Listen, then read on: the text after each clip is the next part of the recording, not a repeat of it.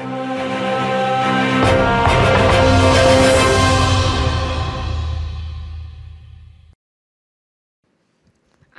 வணக்கம்.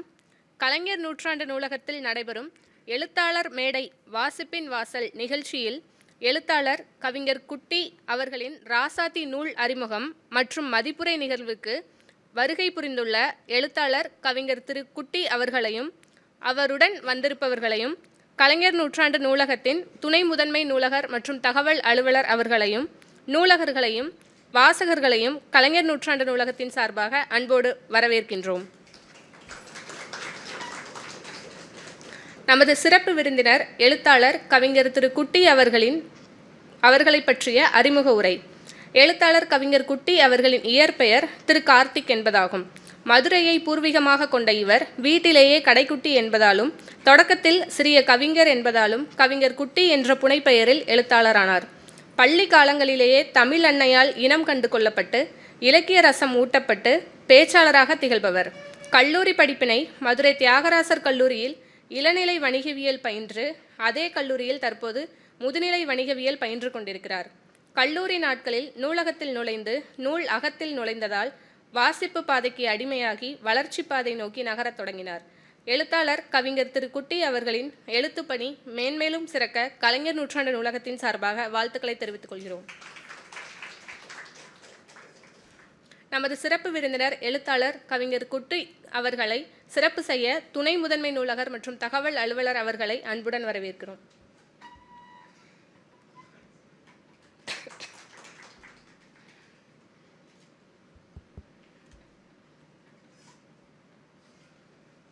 தற்பொழுது திரு சி கார்த்திகேயன் அவர்களை மதிப்புரை செய்ய வருகை தருமாறு அன்புடன் அழைக்கிறோம்.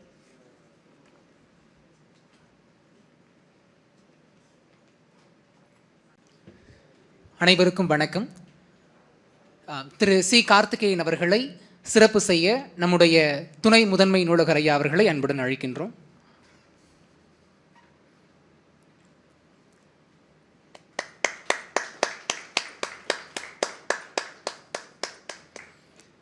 அடுத்ததாக செல்வி மீனாம்பிகை அவர்களை சிறப்பு செய்ய நம்முடைய உதவி நூலகர் மற்றும் தகவல் அலுவலர் அம்மா அவர்களை அன்புடன் அழைக்கின்றோம்.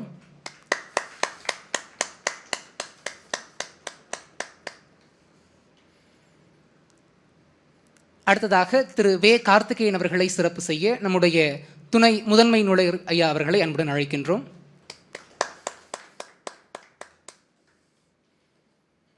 சிறப்பு செய்தவர்களுக்கும் சிறப்பினை பெற்றுக்கொண்டவர்களுக்கும் நன்றி. நான் கார்த்திகேயன், மதுரை தியாகராசர் கல்லூரியில் வணிகவியல் இளநிலை 2ஆம் ஆண்டு பயின்று வருகிறேன். இங்கு இந்த ராசாத்தி என்னும் புத்தக நூலை மதிப்புரை செய்வதற்காக வந்திருக்கிறேன். முதலாவதாக எனக்கு இவ்வளவு பெரிய மேடையையும் இவ்வளவு பெரிய வாய்ப்பையும் ஏற்படுத்தி தந்த கவிஞர் குட்டியவர்களுக்கும் எனது அண்ணன் போன்று என்னை நடத்தி வந்து என்னை இவ்வளவு தூரம் உன்னால் முடியுண்டா அப்படின்னு கொண்டு வந்த என் கார்த்தி அண்ணாக்கும் என்னோட நன்றியை தெரிவித்துக்கிறேன். ஏன் தமிழன் புத்தகத்திற்கு நூல் என்று பெயர் வைத்தான் என்றால், ஊசியின் காதுகளில் நூல் நுழைந்தால் அது துணியின் கிழிசல்களை தைக்க உதவும். அதை போன்று மனிதனின் காது என்கின்ற ஒரு துளைக்குள் நல்ல நூல் நுழைந்தால் அது மனதில் இருக்கும் கிழிசல்களை தைக்க உதவும் என்று சொன்னாங்க. புத்தகத்தை படித்து படித்து பார்த்தால் தூக்கம் வரும், புரட்டி புரட்டி பார்த்தாலும் தூக்கம் வரும். ஆனால் நீ புரட்டுகின்ற புத்தகம் அனைத்தும் நல்ல புத்தகம் அல்ல. நீ வாசிக்கும் பொழுது எந்த புத்தகம் உன்னை புரட்டி போடுகிறதோ அதுவே நல்ல புத்தகம் என்று சொன்னாங்க. அதை போன்று என்னை புரட்டி போட்ட ஒரு புத்தகம், ஒரு காதல் காவியம் ராசாத்தியை நான் மதிப்புரை செய்ய வந்திருக்கேன். ராசாத்தியை நான் ஒரு கதை வடிவத்தில் எடுத்துக்கொண்டு போகலாம் அப்படின்னு நினைக்கிறேன். காதல் கவிதை எழுதுகிறவர்கள் கவிதைகள் மட்டும்தான் எழுதி கொண்டிருக்கிறார்கள். அதை வாங்கி செல்லும் பாக்கியசாலிகளே காதலிக்கிறார்கள் என்ற நிலைமையில் கவிஞரின் காதலானது எவ்வாறு பூத்து எவ்வாறு மலர்கிறது என்பதை அழகாக எழுதியிருப்பார். புதுக்காதல் பூக்கிறது, படபடத்துக் கொள்கிறாள், வெக்கத்தில் நெழுகிறாள், கன்னங்கள் சிவக்கிறாள், இதழ்கள் கடிக்கிறாள், விழிகள் படபடக்கிறாள், புதுக்காதல் பூக்கிறது. இப்போது பாருங்கள், ஒரு புது காதலானது எவ்வாறு மலர்கிறது, இந்த காதலர்கள் இருவர்கள் இணையும் பொழுது அந்த உரையாடலானது எவ்வாறு நிகழ்கிறது, அந்த நேரத்தில் காதலியானவனோட அந்த உணர்ச்சிகள் எவ்வாறு வெளிப்படுகிறன்ற அழகாக எழுதியிருப்பார் கவிஞர் அவர்கள். இப்போ காதலிச்சாச்சு, அடுத்து அப்படியே பேச போவோமே அப்படின்னு பேசுகிற நேரத்தில் கடத்துறது அப்படின்றத அழகாக கொடுத்துருப்பாரு கவிஞர். ஆண் கடத்தல். அவள் வாழ்வில் நான் பிடித்து போனவனாய் பிரகாசிக்கிறேன்.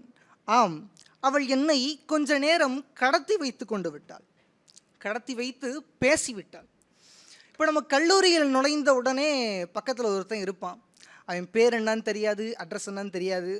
5 நிமிஷம் தான் பேசுவோம், வாடா மாப்பிள்ள அப்படின்னு பேசுகிற மாதிரி காதல் வாழ்க்கையிலையும் அந்த ஒரு பெண்ணிடம் 5 நிமிடங்கள் பேசி கூட இருக்க மாட்டான். ஆனால் அந்த பெண் அவனை எவ்வளவு எவ்வளவு கவர வேண்டும் என்பது கவர்ந்திருப்பா அப்படின்னு சொல்லியிருப்பார். காதலிச்சாச்சு, பேசியாச்சு. இளம் கவிஞர் அவரோட கற்பனை எப்படி இருக்கும்னு அழகாக எழுதியிருப்பார். காதல் கனவு. இளைய கவிஞர் அல்லவா, அப்போ இளைய ரத்தம் அப்படின்னு ஓடும்ல ஒன்று. அந்த அந்த இளம் வயது அப்படின்ற ஒரு கவிதை அவரோட நினப்பில் ஒரு காதல் கனவு எழுதுகிறார். அடிக்கடி சந்திக்க ஆசைப்படுவாள், ஆள் நடமாட்டம் இல்லையே கட்டிக்கொள்வாள், இடுப்பை தொட்டால் உச்சு கொட்டுவாள், இதழும் இதழும் இணைய சென்றால் களைத்திடுவாள் கனவை அப்படின்னு எழுதியிருப்பார். கனவுலே இப்படி இருக்கா? எப்படியும் காதலர்களாக இருந்தால் அவங்கள்ட்ட ஒருத்தருக்கு ஒருத்தரோட புகைப்படமானது கண்டிப்பாக இருக்கும். எல்லாரும் செய்தித்தாளில் செய்தி சொல்லி பார்த்துருப்பீங்க, இவர் புகைப்படத்திலே செய்தி சொல்லுவார். எப்படின்னு பாருங்க.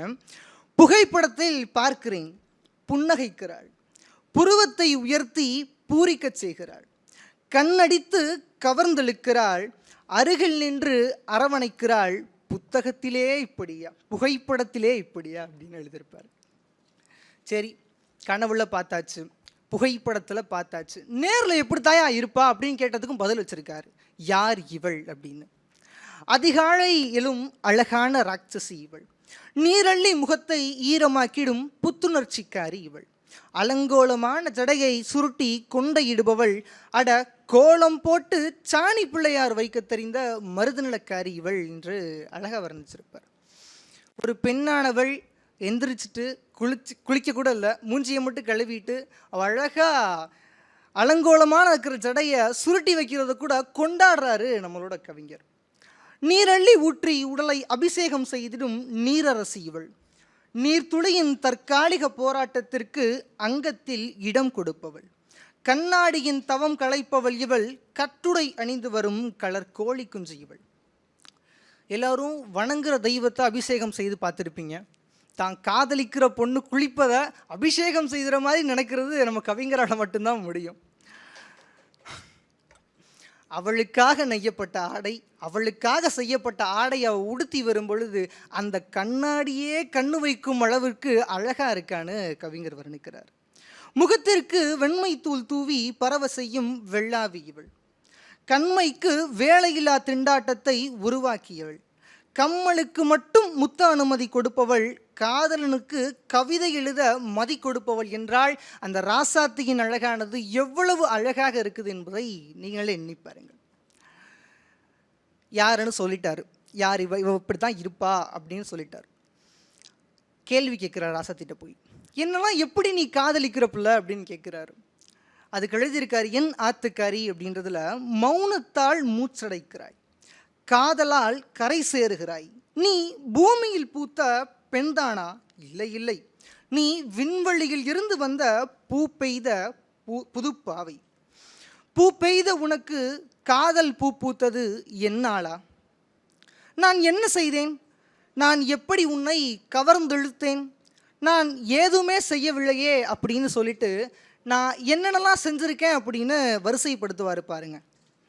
என் இயல்பில் இலைப்பாரினேன், சரி, என் பணியில் மகுடம் சூடினேன், சரி, என் வார்த்தைகளில் வர்ணனைகள் தவிர்த்தேன், மூக்கு கண்ணாடி போட்ட மூத்தவாதிதான் நான், முகம் சுளிக்காமல் முத்தமிழும் பேசும் மழலை நான். புத்தக காட்டில் புதைந்து போன புத்தக பிணம் நான். திருத்த ஆளின்றி திரியும் நூலக பரதேசி நான். கவிதை கிறுக்கத் தெரிந்த குட்டி நான். விரலிடுகரையில் பேனாவை சிறை பிடிக்க தெரிந்த வித்தகன் நான். சிகரெட் புகைக்காத சிறுவன் நான். மது குடிக்காத மாண்புமிகு மனிதன் நான். இந்த 2 வரியில் எவ்வளவு அழகாக சொல்லியிருப்பார் பாருங்க. இன்றிருக்கும் சமூகத்திலும் இன்றிருக்கும் தலைமுறையினரும் சிறுவர் முதல் பெரியவர் வரை சிகரெட்டும் மதுவும் பொதுவான ஒரு பழக்க வழக்கமாக இருக்கிற வேளையில் சிகரெட்டும் மதுவும் குடிக்க தெரியாத ஒரு மாண்புமிகு மனிதனாக இருக்கிறதே இன்னைக்கு பெருசாக இருக்கும் வேளையில் இவ்வளவு பெரிய நல்ல மனுஷன் யாருக்கா கிடப்பானாயா? இதுக்கும் மேலே எழுதியிருப்பார் பாருங்க. அம்மியில் மசாலா அரைக்க தெரிந்த வரும் கால குடும்பஸ்தன் நான். வாசல் தெளித்து கோலம் போட தெரிந்த கார்த்திகா நான். தடபுடலாய் மணமணமாய் விருந்து படைக்க தெரிந்த ஆத்துக்காரன் நான். ரகரகமாய் புதிதாய் உனக்கு கவி பாடத் தெரிந்த உன் ஆத்துக்காரனும் நானே அப்படின்னு எழுதியிருப்பார். ஒரு ஆண் கவிஞர் தன்னை பெண்ணாக பாவித்தும் ஒரு கவிதை எழுதலாம் என்றா அவ்வளோ அழகாக எழுதியிருப்பார். இவ்வளோலாம் செஞ்சுட்டு கேட்குறாரு, என் ஆத்துக்காரியே எப்படி என்னை காதல் செய்தாய், என்னை காதல் செய்கிறாய் அப்படின்னு. ஒரு பெண்ணிற்கு இதை விட என்னையா வேண்டும்? இன்றிருக்கும் டாட்ஸ் லிட்டில் பிரின்ஸ் எல்லாருக்கும் சமைக்க தெரியுமான்னு தெரியல, தெரிஞ்சாலும் இருக்கலாம். ஆனால் எல்லா வேலையும் அவரே பார்த்துட்டு அவரோட ஒர்க்கில் அவர் கரெக்டாக இருக்கார், அவருக்கு பிடிச்சதை பண்ணுறாரு. இவ்வளோலாம் விட சிகரெட்டும் மதுவும் குடிக்க தெரியாத ஒரு மனுஷனாக இருக்கார். இதுக்கு மேலே ஒரு பொண்ணுக்கு என்னதையா வேணும் அப்படின்னு அழகாக எழுதியிருப்பார். காதல் என்ற ஒரு விஷயத்தில் முத்தம் என்பது முக்கியமான ஒரு பங்கு வகிக்கும். அதில் ஒரு முத்தத்தில் என்ன நடக்குது அப்படின்னு கேட்டதுக்கு ஒரு கேள்வி எழுதியிருக்காரு, அப்படியே விடா எழுதியிருக்காரு. மீண்டும் ஒரு முத்தம். ஒரு முத்தத்தில் என்ன நடக்கிறது? யுத்தம் நடக்கையிலே, சத்தம் பிறக்கையிலே, நித்தம் நினைக்கையிலே, பந்தம் நிலைக்கையிலே மீண்டும் ஒரு முத்தத்தை கேட்கிறதுன்னு எழுதியிருப்பார். எவ்வளோ பெரிய சண்டையாக இருந்தாலும் சரி, எவ்வளோ பெரிய விஷயமா இருந்தாலும் சரி, ஒரு முத்தத்தில் அவ்வளோ பெரிய விஷயத்தையும் அடக்கியிருப்பார் கவிஞர். இதுக்கடுத்து எல்லா கவிதையும் எழுதியிருப்பார், வரிசையாக எழுதியிருப்பார். அவளை பற்றி அவள்னு எழுதியிருப்பார். இதுக்கடுத்து வாசிச்சக்கப்புறம் தெரியுது ஒன்று குறைச்சலாக இருக்கிறது என்று. இத்தனை கவிதைகள் எழுதியிருக்கேனே, இருந்தும் ஏதோ ஒன்று குறைச்சல் இருக்கிறது. இதற்கு முன்பு 47 கவிதைகளில் உன்னை பற்றி எழுதியிருக்கேன் ராசாத்தி, அதெல்லாம் வாசிச்சக்கப்புறம் எனக்கு ஏதோ ஒரு குறைச்சல் தெரியுது அப்படின்னு அதை கண்டுபிடிச்சக்கப்புறம் எழுதுகிறாரு. கண்டுபிடித்த பின் இதை எழுதுகிறேன். இந்த கவிதைகளிலெல்லாம் நீ இருக்கிறாய், இந்த கவிஞனோடு இல்லையே அப்படின்னு அவரோட சின்ன ஆதங்கத்தை அழகாக தெரிவிச்சிருப்பார். சரி, இந்த கவிதைகளெல்லாம் நான் இருக்கேன்னு சொல்கிறேன்ல, நான் அந்த கவிதையெல்லாம் வாசிக்கிறேன் அப்படின்னு வாசிச்சுட்டு ராசாத்தி கேள்வி கேட்குறா, எங்கே காதல்? என் கவிதைகளையெல்லாம் வாசித்தாள், இதிலெல்லாம் நான் இருக்கிறேன் என்றாள். காதல் எங்கே என்றாள். அது கவிஞர் எழுதுகிறாரு, காதலே காதலை எங்கு என்று கேட்கிறதே, எப்படி நான் சொல்வேன் நீதானடி அந்த காதல் என்று. எவ்வளோ அழகாக எழுதியிருக்காரு பாருங்களேன். சரி, 47 கவிதை இதோடு சேர்த்து ஒரு 49 கவிதையாக முடிஞ்சிருச்சு. இத்தனை கவிதையில் இல்லை, இதுக்கெடுத்தாச்சும் அவ கூட இருப்போமே அப்படின்னு நினைக்கிறதுக்குள்ள இப்படி அக்கம் பக்கத்துக்காரங்க வந்து நின்னா நாங்கள் என்னையா செய்கிறது அப்படின்ற மாதிரி எழுதியிருப்பார். இப்படி அக்கம் பக்கம் எங்கே போகிறாங்க இவங்க? ஏன் கைகோர்த்து நடக்கிறாங்க? நல்லா ஒட்டிக்கிட்டு நடக்க வேண்டியது தானே. ஒரு பொட்டை பிள்ளை பஸ்ஸில் எப்படி பையன் தோள் மேலே சாஞ்சு படுக்கலாமா? கல்யாணத்துக்கு முன்னாடி எப்படித்தான் பாருங்களேன் இவங்கெல்லாம். அவ கழுத்தை பாரேன், தாலியை காணும். எவ்வளவு தைரியம் இருந்தால் இப்படி தெரியுவாங்க?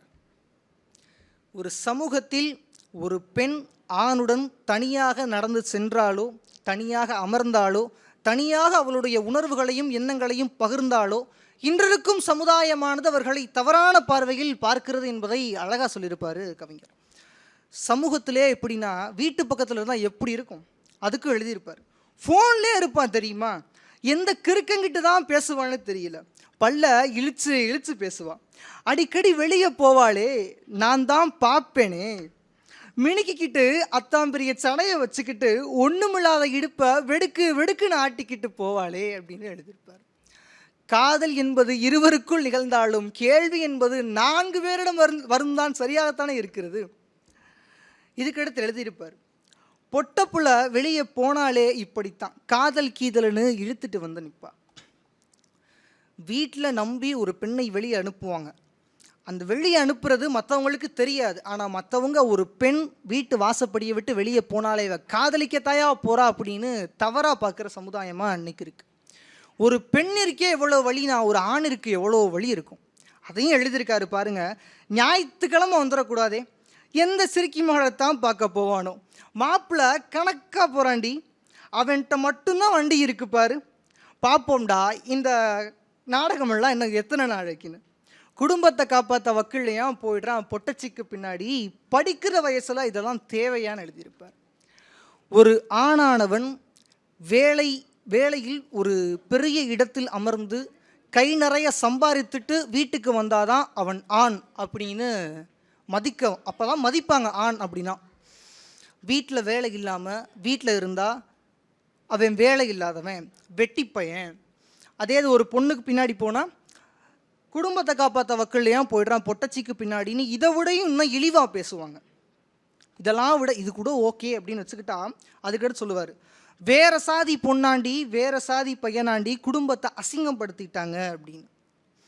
இந்த வேற சாதி பொண்ணு வேற சாதி பையன் சாதாரணமாக இருக்கும் ஒரு உரையாடலானது. இந்த வேற சாதி அப்படின்றது உள்ளே வந்தாலே இன்னும் சண்டையானது பெரிய அளவில் போய்கொண்டே தான் இருக்கும். அசிங்கப்படுத்திக்கிட்டே தான் போவாங்க, நம்மளையும் சரி நம்ம குடும்பத்தையும் சரி அப்படின்னு. இதெல்லாம் பார்த்துட்டு புரணி பேச்சுக்குள்ளும் புகுந்து ஏச்சு பேச்சுகளை கடந்து தவறான பார்வைகளை தாண்டி சாதி பிரிவு இருக்கும் சாலையில் தண்டவாளம் வர வாய்ப்பேது. சாதி மல்லி மலராமல் இருக்க பூச்சி மருந்தேது, காதல் பறவைகள் தங்கிட பச்சை மரங்கள் ஏது, காதலர்கள் சேர்ந்து பயணித்திட வாழ்க்கை வாகனம் ஏது, சாதி சிக்னல்கள் நிறுத்திடுதே, சாதி சிக்னல்கள் சிதைத்திடுதே, சாதி சிக்னல்கள் பிரித்திடுதே, பச்சை விளக்கு இல்லாத சிக்னல், சிவப்பு விளக்கு மட்டும் இருக்கும் வெறிச்சுடர் அப்படின்னு சாதியை அழகாக எழுதியிருப்பார். இதெல்லாம் முடிச்சுட்டு கடைசி ஒரு 3 வழியில் அவ்வளவு வழிகளை எழுதியிருப்பார் பாருங்க. காதல் இருந்தாலும் இறந்தாலும் உயிர் விட்டு உடலை பிரித்து செல்கிறார்கள் இந்த அக்கம் பக்கத்தினர். அவன் காதலிச்சு வாழ்ந்தாலும் சரி, காதலிச்சு செத்து போனாலும் சரி, இந்த உடலை விட்டு உயிரை எடுத்து செல்கிறார்கள் இந்த அக்கம் பக்கத்தினர் அப்படின்னு அழகாக எழுதியிருப்பார். இதெல்லாம் முடிஞ்சு சொப்பாடா அப்படின்னு உட்காந்துருக்க போது ராசாத்திக்கு ஒப்புதல் வாக்குமூலம் தராரு. ஒப்புதல் வாக்குமூலம், ராசாத்தி உனக்கு நான் ஒப்புதல் வாக்குமூலம் தருகிறேன். காதலில் சதமடித்து விட்டோம், பாடப்பிரிவில் சதம் பார்க்க வேண்டாமா, வா படித்து முடிப்போம். வறுமை வயதிலும் காதல் செய்ய வசதி வேண்டும் தானே, வா பொருளீட்டுவோம். கல்யாண பேச்சு பேச பொருளாதார சுதந்திரம் கட்டாயம் தானே, வா தன்னிறைவு கொள்வோம் அப்படின்னு சொல்லியிருப்பார். இவ்வளவு பிரச்சனைலாம் முடிஞ்சிருச்சு, காதலில் ஜெயிச்சிட்டோம், 100க்கு 100 மார்க் வாங்கிட்டோம், பாடப்பிரிவில் ஜெயிக்க வேணாமா, வா சேர்ந்து படிப்போம், வா சேர்ந்து முன்னேறுவோம், வா சேர்ந்து உழைப்போம், வா சேர்ந்து சம்பாதிப்போம் அப்படின்னு ராசாத்திக்கு ஊக்குவிப்பும் கொடுப்பார். அதுக்கடுத்து எழுதியிருப்பார், நாள் குறிக்க நாட்காட்டி கொண்டு வா, முகூர்த்தம் குறித்த முடிவெடு, கல்யாண உடையெடுக்க கடைப்பிடி, தாலி பார்க்க தங்கமயிலுக்கு போன வரையும் சொல்லி நிப்பாட்டியிருக்கலாம். இளம் கவிஞர் இல்லையா, அந்த குசும்பு என்பது இங்கேயும் இருக்கும் பாருங்களேன். எக்ஸ்சேஞ்சுக்கு போகாதே, 40 கிலோ தங்கம் நீ உனக்கு மதிப்பதிகம். சரி, இதுக்கடுத்து நாள் 19 ஆண்டு கால மூத்த பெண் அளவான்னு எழுதியிருப்பார். 19 ஆண்டு கால மூத்த பெண்ணின் எடையை எப்படி தான் கண்டுபிடிச்சாரு எனக்கு இன்னமும் தெரில. சரி, குத்து மதிப்பாக சொல்லியிருப்பார் அப்படின்னு நினச்சிருப்போம். 49 கிலோ தங்கம் வச்சிருக்க கோடீஸ்வர கவிஞராக இருந்தாலும் கஞ்சத்தனோன்றது இப்போ பாருங்கள். மண்டபம் பார்க்க வேண்டாம் முருகன் சன்னதி போதும், மந்திரங்கள் ஓத வேண்டாம் காதல் மறை போதும், தாலி கட்ட சம்மதம் கேட்கிறேன் நீ தலையசைக்கும் நொடிக்குள், நம் காதலுக்கு பல கவிதைகள் கிறுக்குவேன் அதை உன்னிடமே கொடுப்பேன், உலகறிய பல புத்தகங்கள் பதிப்பேன்னு சொல்லி முடிச்சிருக்கான். கடைசியாக எழுதியிருப்பார், ஷாஜகானுக்கே ஷாக் கொடுப்பேன் அப்படின்னு. ஷாஜகானுக்கே ஷாக் கொடுக்குற அளவுக்கான கவிதைகளை படைப்பார், படைத்து கொண்டே இருப்பார். இந்த ராசாத்தியின் காதலானது ஜெயிச்சதா ஜெயிக்கலையான்றதை நான் உங்ககிட்ட ஒப்படைக்கிறேன். இந்த புத்தகத்தை வாசித்து பார்த்துட்டு நீங்கள் முடிவெடுங்க. கதையை நான் சொல்லிட்டேன், உங்ககிட்ட தான் விடை இருக்குது. இந்த ராசாத்தியானவள் யாரால் இவள், யாருக்காக இவள், யார் இவள் என்பதெல்லாம் நீங்கள் இந்த புத்தகத்தை கையில் ஏந்தும் வரைதான். பனிக்குடம் உடைந்து காதல் தாய் பிரசவித்த பெண் மல்ல இவள், ஊர் கொண்டாடும் ராணி இவள், இவன் ஒருவனே கொண்டாடும் ராசாத்தியாக இந்த புத்தகத்தில் திகழ்கிறான். மீண்டும் ஒரு முறை இவ்வளவு பெரிய மேடையும் இவ்வளவு பெரிய வாய்ப்பையும் ஏற்படுத்தி தந்த என் கார்த்தி அண்ணாக்கு நன்றி கூறி விடைபெறுகிறேன். நன்றி.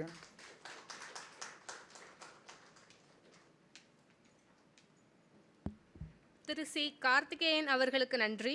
தற்பொழுது செல்வி நே மீனாம்பிகா அவர்களை மதிப்புரை செய்ய வருகை தருமாறு அன்புடன் அழைக்கிறோம்.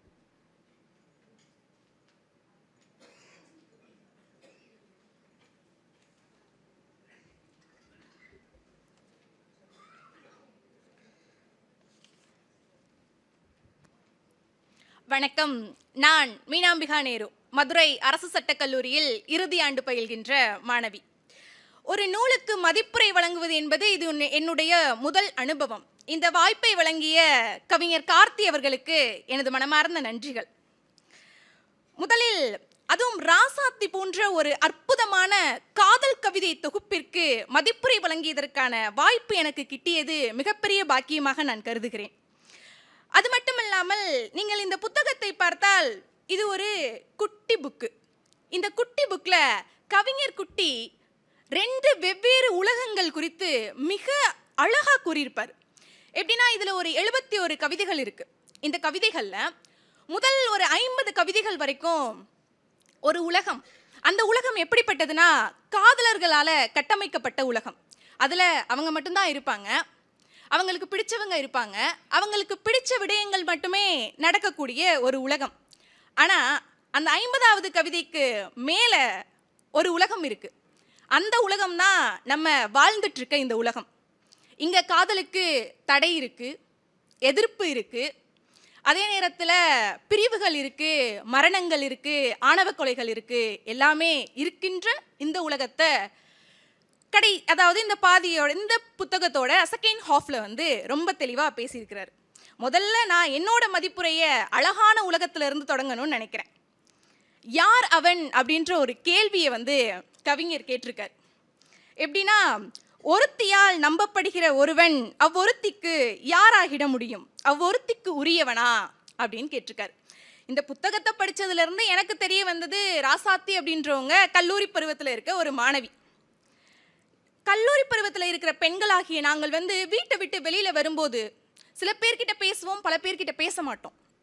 அந்த பேசுகிற சில பேர்கிட்டையுமே எப்போவுமே பெண்களுக்கு ஒரு அலர்ட்னஸ் இருக்கும். அது ரொம்ப நல்லது, அது தேவையானது ஒன்றும் கூட. ஆனால் எந்த ஒரு அலர்ட்னஸுமே இல்லாமல் ஒரு பெண் முழுமையாக நம்புறா அப்படின்னா அவள் ஆல்ரெடி முடிவை எடுத்துட்டான்னு அர்த்தம். அவளுக்குரியவள் அப்படின்ற முடிவை அவன் எடுத்துட்டான். ஆக ராசாத்தி ஏற்கனவே முடிவெடுத்து விட்டார்கள் போல, கவிஞர் குட்டி ராசாத்திற்கு உரியவன் தான் அப்படின்னு நான் நினைக்கிறேன். அடுத்ததா இந்த புக்கில் ராசாத்தி அளவுக்கு முக்கிய இடம் பெறாட்டாலும் அப்பப்போ கவிஞர் நோட்டிஃபை பண்ணுறது மகளிர் ஸ்பெஷல், அதாவது நம்மளோட ஃப்ரீ பஸ் விடியல் பயணம். இந்த இடத்துல நான் ஒரு நடுவில் இருக்க ஒரு 6 லைன் மட்டும் ரீட் பண்ணுறேன். பெரும்பாலும் நாங்கள் ஏறும் பேருந்தெல்லாம் மகளிர் ஸ்பெஷல் தான். எனக்கு மட்டும் பயணச்சீட்டு விலை 6, 8, 10 என நீளும். அவளுக்கு மட்டும் மகளிர் என்று பொறிக்கப்பட்டிருக்கும் சாணித்தாள் காகிதம். பேருந்தில் ஏறினாலே இருக்கைகள் அனைத்தும் எங்களை பார்த்து திருஷ்டிப்படும் அளவிற்கு கண் வைக்கும். நாங்களோ எங்களை கண்டுகொள்ளாத இருக்கையில் சென்று அமர்வோம் அப்படின்னு. இதை நான் ஒரு பேருந்து பயணமாக மட்டும் பார்க்கல, இது ஒரு வாழ்க்கை பயணமாகவும் பார்க்குறேன். எப்படின்னா ஒரு பையன் ஒரு பொண்ணுக்கிட்ட தன்னோட காதலை சொல்கிறதுக்கு முன்னாடி அவள் போகிற பஸ்ஸில் தான் போவான், அவன் போகிற ஆட்டோவில் தான் போவான், அவன் போகிற இடத்துக்கு தான் அவனும் போவான். எப்போ காதலை ஒருத்தருக்கு ஒருத்தர் வெளிப்படுத்தி காதலர்களாகவும் கணவன் மனைவியாகவும் வாழ்கிறாங்களோ, கணவன் மனைவியாகவும் அவங்க எப்போ வாழ ஆரம்பிக்கிறாங்களோ அப்போ ஒரு விஷயம் நடக்கும்.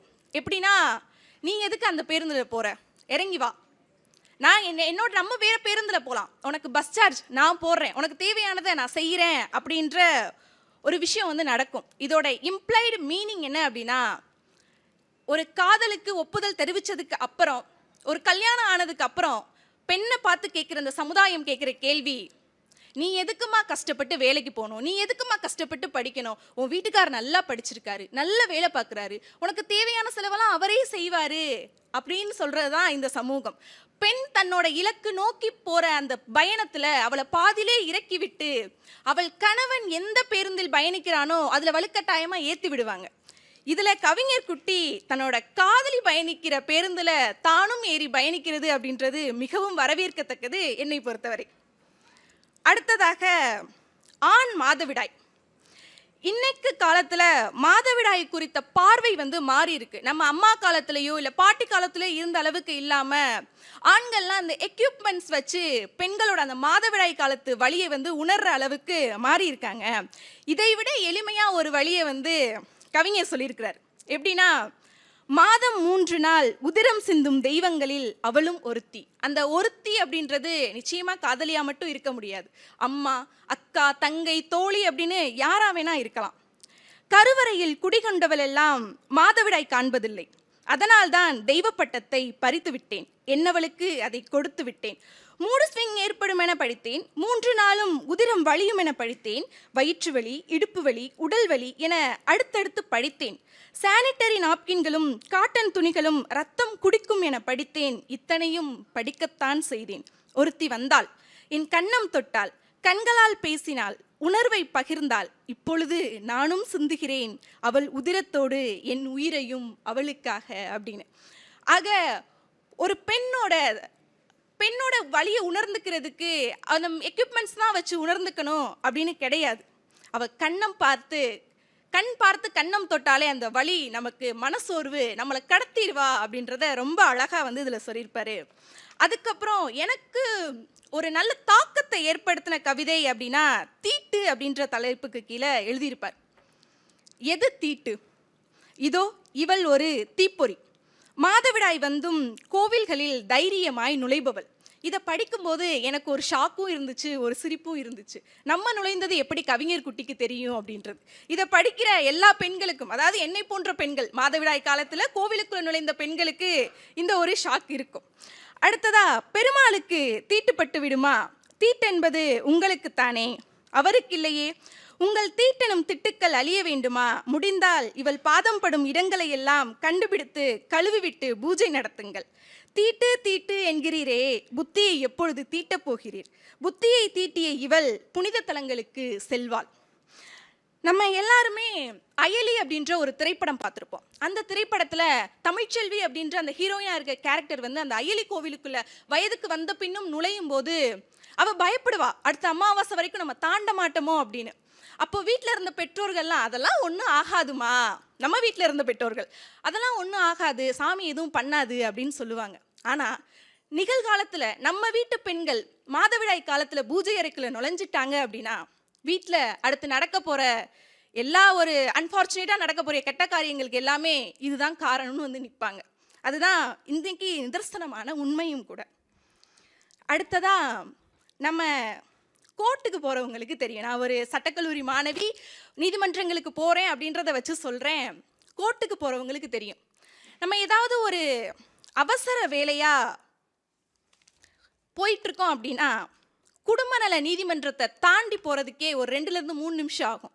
அங்கே அவ்வளோ கூட்டம், ஏதோ திருவிழா நடக்கிற மாதிரி அவ்வளோ கூட்டமாக இருக்கும். அதை நான் கிராஸ் பண்ணும்போது, ஃபேமிலி கோர்ட்டை நான் ஒவ்வொரு தடவையும் கிராஸ் பண்ணும்போது எனக்குள்ள ஒரு கேள்வி இருக்கும். இந்த அழகான உறவு ஏன் இப்படி அருந்து போகுது அப்படின்ற ஒரு கேள்வி இருக்கும். இந்த கேள்விக்கு கவிஞர் குட்டி அழகா பதில் சொல்றாரு. எப்படிலாம் இருந்தா இந்த அழகான உறவு அருந்து போகாது அப்படின்றதுக்கான பதிலா காதல் ஆதரவு அப்படின்ற தலைப்பின் கீழே சொல்றாரு. என்னோட ராசாத்தி, போகாத சீராட்டி, வாடாத சீமாட்டி, ஏங்காத என்னாடி, நான் இருக்கேன் பின்னாடி, போயிடலாம் முன்னாடி அப்படின்னு ரொம்ப அழகா இந்த கவிதையை சொல்றாரு. அதுக்கப்புறமா இதே ஒரு சாராம்சம் கொண்ட கவிதையாக தான் நான் ஒப்புதல் வாக்கு மூலம் அப்படின்ற கவிதையையும் பார்க்குறேன். என்ன சொல்கிறாரு அப்படின்னா, ராசாத்தி உனக்கு ஒப்புதல் வாக்கு மூலம் தருகிறேன். காதலில் சதமடித்து விட்டோம், பாடப்பிரிவில் சதமடிக்க வேண்டாமா, வா படித்து முடிப்போம். வறுமை வயதிலும் காதல் செய்ய வசதி வேண்டும் தானே, வா பொருள் ஈட்டுவோம். கல்யாண பேச்சு பேச பொருளாதார சுதந்திரம் கட்டாயம் தானே, வா தன்னிறைவு கொள்வோம் அப்படின்னு. நான் எங்கள் வீட்டில் எங்கள் அம்மா சொல்லி நான் அடிக்கடி கேள்விப்பட்டிருக்கேன், வீட்டில் காசு இல்லைன்னா குடும்பத்தில் சண்டை வரும் அப்படின்னு. காசுக்கும் குடும்பத்தில் சண்டை வர்றதுக்கும் என்ன சம்பந்தம்னு கேட்டோம்னா, குடும்பத்தில் ஒரு முக்கியமான ரோல் ப்ளே பண்ணுறது அப்படின்னா அது பொருளாதாரம் தான். காதல் இருக்குன்றதுக்காக நாள் பூரா உட்காந்து ஒருத்த முகத்தை ஒருத்த பார்த்துக்கிட்டே இருந்தோம்னா சாப்பாடு வராது, சண்டையும் சேர்ந்து வரும். அப்படின்றத இந்த மாதிரி ஒரு ஒப்புதல் வாக்குமூலம் கொடுத்து ஒருத்தருக்கு ஒருத்தர் ஆதரவாக இருந்தோம் அப்படின்னா குடும்ப நல நீதிமன்றங்களில் கூட்டமாவது குறையும் அப்படின்றது என்னோட ஒரு ஆதங்கம் கூட சொல்லலாம்.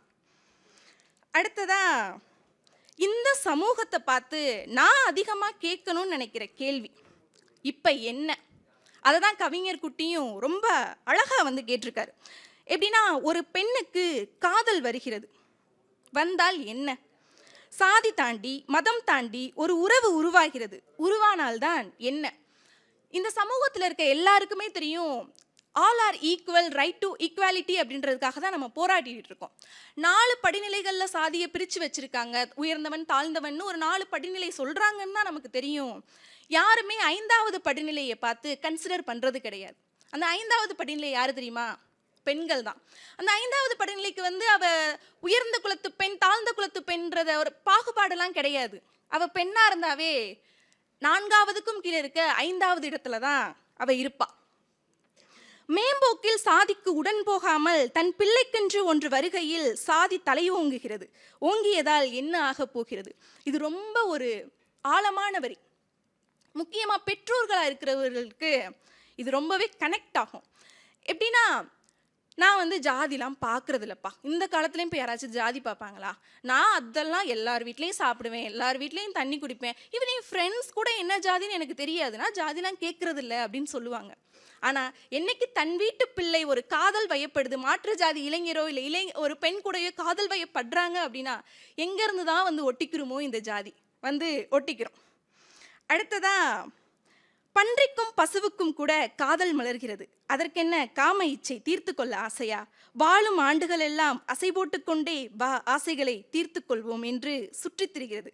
இப்படியும் ஒரு காதல் மலர்ந்தாதால் என்ன? மனித சாதி தாண்டி வேறென்ன இருக்கிறது? மனிதத்தை மீறி வேறென்ன ஈர்க்கிறது? ஒரு காதல் பிறக்க இங்கு சாதி வேண்டாம், ஒரு காதல் பிறக்க இங்கு காமம் வேண்டாம், ஒரு காதல் பிறக்க இங்கு இந்துவோ முஸ்லிமோ கிறிஸ்தவமோ வேண்டாம். 5 அறிவு ஜீவன்களுக்கு தெரிவது 6 அறிவு மூடர்களுக்கு தெரியவில்லையே. இப்ப என்ன? மனிதத்திலும் மனதிலும் காதல் பார்க்க முடிந்த நம்மால் மானங்கெட்ட சாதியில் பார்க்க முடியவில்லையே அப்படின்றது ரொம்பவே ஒரு தாக்கத்தை ஏற்படுத்தின கவிதை. இதுல இருந்து தெரிகிறது, கவிஞர் வந்து வெறும் காதல், அவரோட கல்லூரி பருவ காதலை மட்டும் இதுல பதிவு செய்யல, சமூகத்தின் மீதுள்ள அக்கறையும் இதுல பதிவு செஞ்சிருக்காரு அப்படின்றது ரொம்பவே ஒரு பெருமைக்குரிய விஷயம். அதுக்கு அடுத்ததா, சாதி உடைக்கும் காதல் அப்படின்ற ஒரு தலைப்பின் கீழே எழுதியிருக்கிறாரு. நாம் காதலால் நீ நான், காதலால் நாமானோம், குருதியும் கலக்கையில் சாதி கண் கலங்குகிறது. உன் வாழ்வு என் வாழ்வாகும் போது சாதியில் சேற்று வாரி அடிக்கப்படுகிறது. கற்சிலை தெய்வங்களும் காதல் கொண்டிருக்கையில் சாதி சவுக்கடிக்கு ஆளாகிறது. பேசும் மொழி வேறாயினும் பழகும் மொழி தமிழ் இருக்கையில் சாதி சாக்கடையில் புரள்கிறது. உறவினர்கள் ஒதுக்க தள்ளியதால் சாதிக்கு பட்டாபிஷேகம் போல வாயும் வயிறும் இணைந்து கலப்பு திருமணம் உண்டாகையில் சாதி தற்கொலை செய்து கொள்கிறது. இந்த மாதிரி கலப்பு திருமணம் செய்து சாதியை தற்கொலை செய்ய வைத்த பல தம்பதியர்கள் வந்து இருக்காங்க. ஆனால் ஒரு வருத்தமான விஷயம் என்ன அப்படின்னா, இங்கு இணைந்தவரை விட இறந்தவர் தான் அதிகம். இதையும் கவிஞர் வந்து அழகா பதிவு செய்திருப்பாரு, எங்கே காதல் சுவாசம் அப்படின்னு. அதுக்கு கீழே என்ன சொல்லியிருப்பாரு அப்படின்னா, சுதந்திர காற்றுதான் சுவாசிக்க முடியவில்லையே, மூச்சுக்குழாய்கள் உறிஞ்ச மறுக்கின்றன, நுரையீரல் மூச்சுக்குழாய் ஏங்கி தவிக்கிறது, இதயம் சுருங்கிக் கொள்கிறது, இதயம் விரிந்து ரத்தம் பரப்ப தவிக்கிறது. நஞ்சு கலந்த காதல் மூச்சு ஏன்? வாலிபம் சுவாசிக்கும் காதல் மூச்சு எதற்கு? மூச்சுக்குழாய்க்கு தேவை மூச்சுதானே. மூச்சுக்குழாய் ஆதரவும் சாதிக்கா? காதல் சாவதற்கு வழிவகை செய்கிறதா மூச்சுக்குழாய்? என்ன பொறுத்திருந்து வாசிக்கிறீர், எனக்கு மூச்சு முட்டுகிறது. இதை வாசிக்கும் போது எனக்கு உண்மையிலேயே, நான் எத்தனை தடவை வாசித்தாலும் இந்த இடத்துல எனக்கு வாசிக்கும் போது மூச்சு முட்டுது.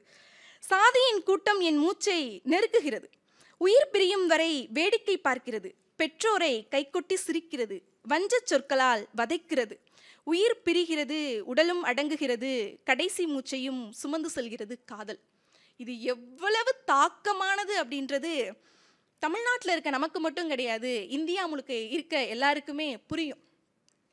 எனக்கு தெரிஞ்சதுலேருந்து கண்ணகி முருகேசன் தொடங்கி கவின் வரைக்குமே இந்த மாதிரியான ஒரு ஆணவ கொலைகளை நமது சமூகம் பார்த்துட்டு தான் இருக்கு. ரொம்ப சமீபத்தில் மகாராஷ்டிராவில் நடந்த விஷயம் கூட உங்க எல்லாருக்குமே தெரிஞ்சிருக்கும். இறந்த தன்னோட காதலனோட பிணத்தை ஒரு பெண் வந்து திருமணம் செய்தா.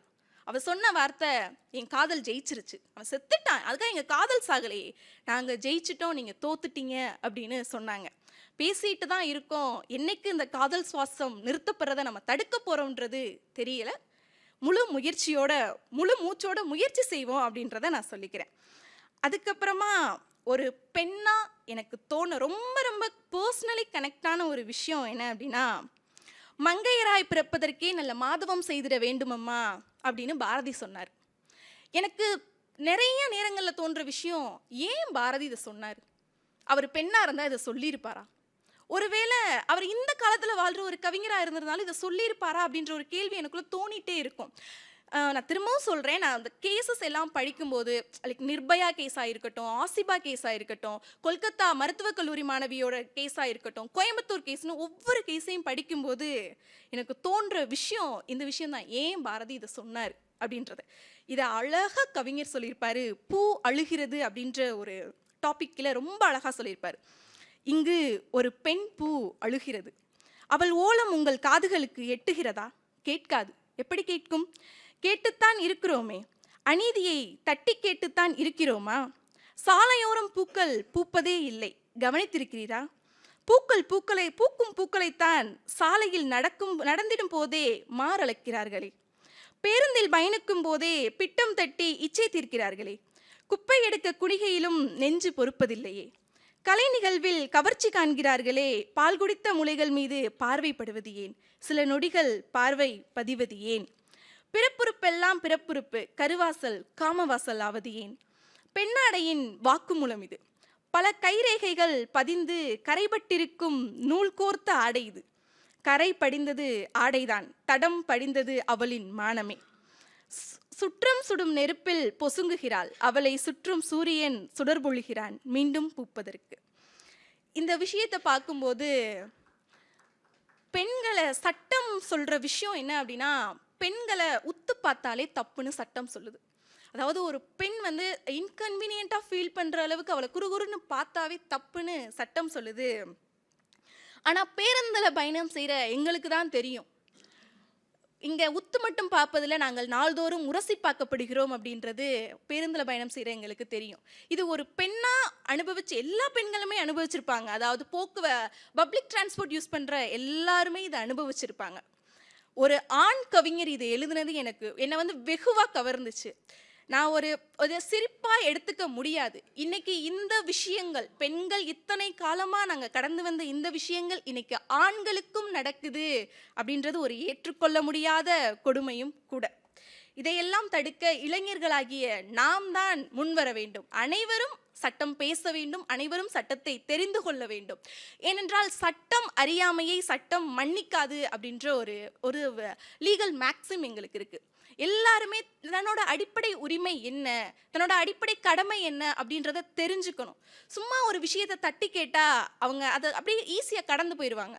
சட்டத்தோடு தட்டி கேட்கணும். நீ இப்படி பண்ணனா உனக்கு இத்தனை ஆண்டு சிறை தண்டனை கிடைக்கும், நான் இப்படி கம்ப்ளைண்ட் பண்ணுவேன் அப்படின்றதெல்லாம் சொல்லி இந்த சமூகம் முன்னேறணும்.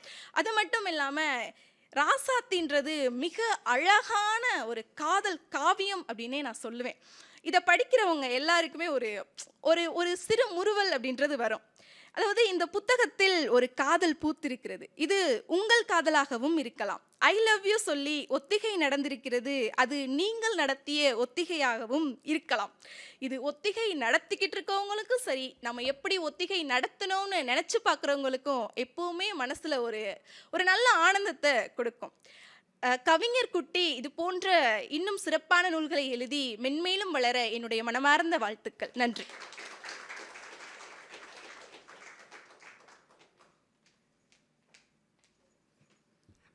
செல்வி நே மீனாம்பிகா அவர்களுக்கு நன்றி. தற்பொழுது திரு வே கார்த்திகேயன் அவர்களை மதிப்புரை செய்ய வருகை தருமாறு அன்புடன் அழைக்கிறோம்.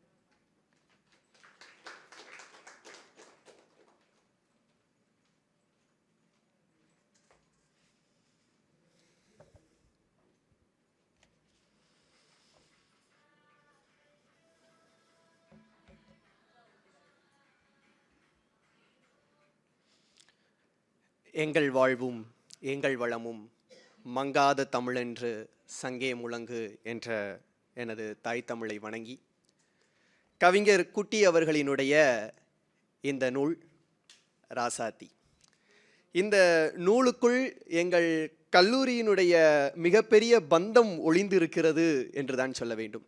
ஏனென்று சொன்னால், இந்த நூலினுடைய எழுத்தாளர் முதுநிலை வணிகவியலில் தற்பொழுது பயின்று கொண்டிருக்கக்கூடியவர். இந்த நூலுக்கு அணிந்துரை வழங்கி சிறப்பு செய்தவர் தியாகராசர் கல்லூரியின் ஆங்கிலத்துறை பேராசிரியர் மா இளங்கோவன் அவர்கள். இந்த நூல் நூலாக்கமாகி இருப்பதற்கு பதிப்பகம் மிகவும் முக்கியமான ஒன்று.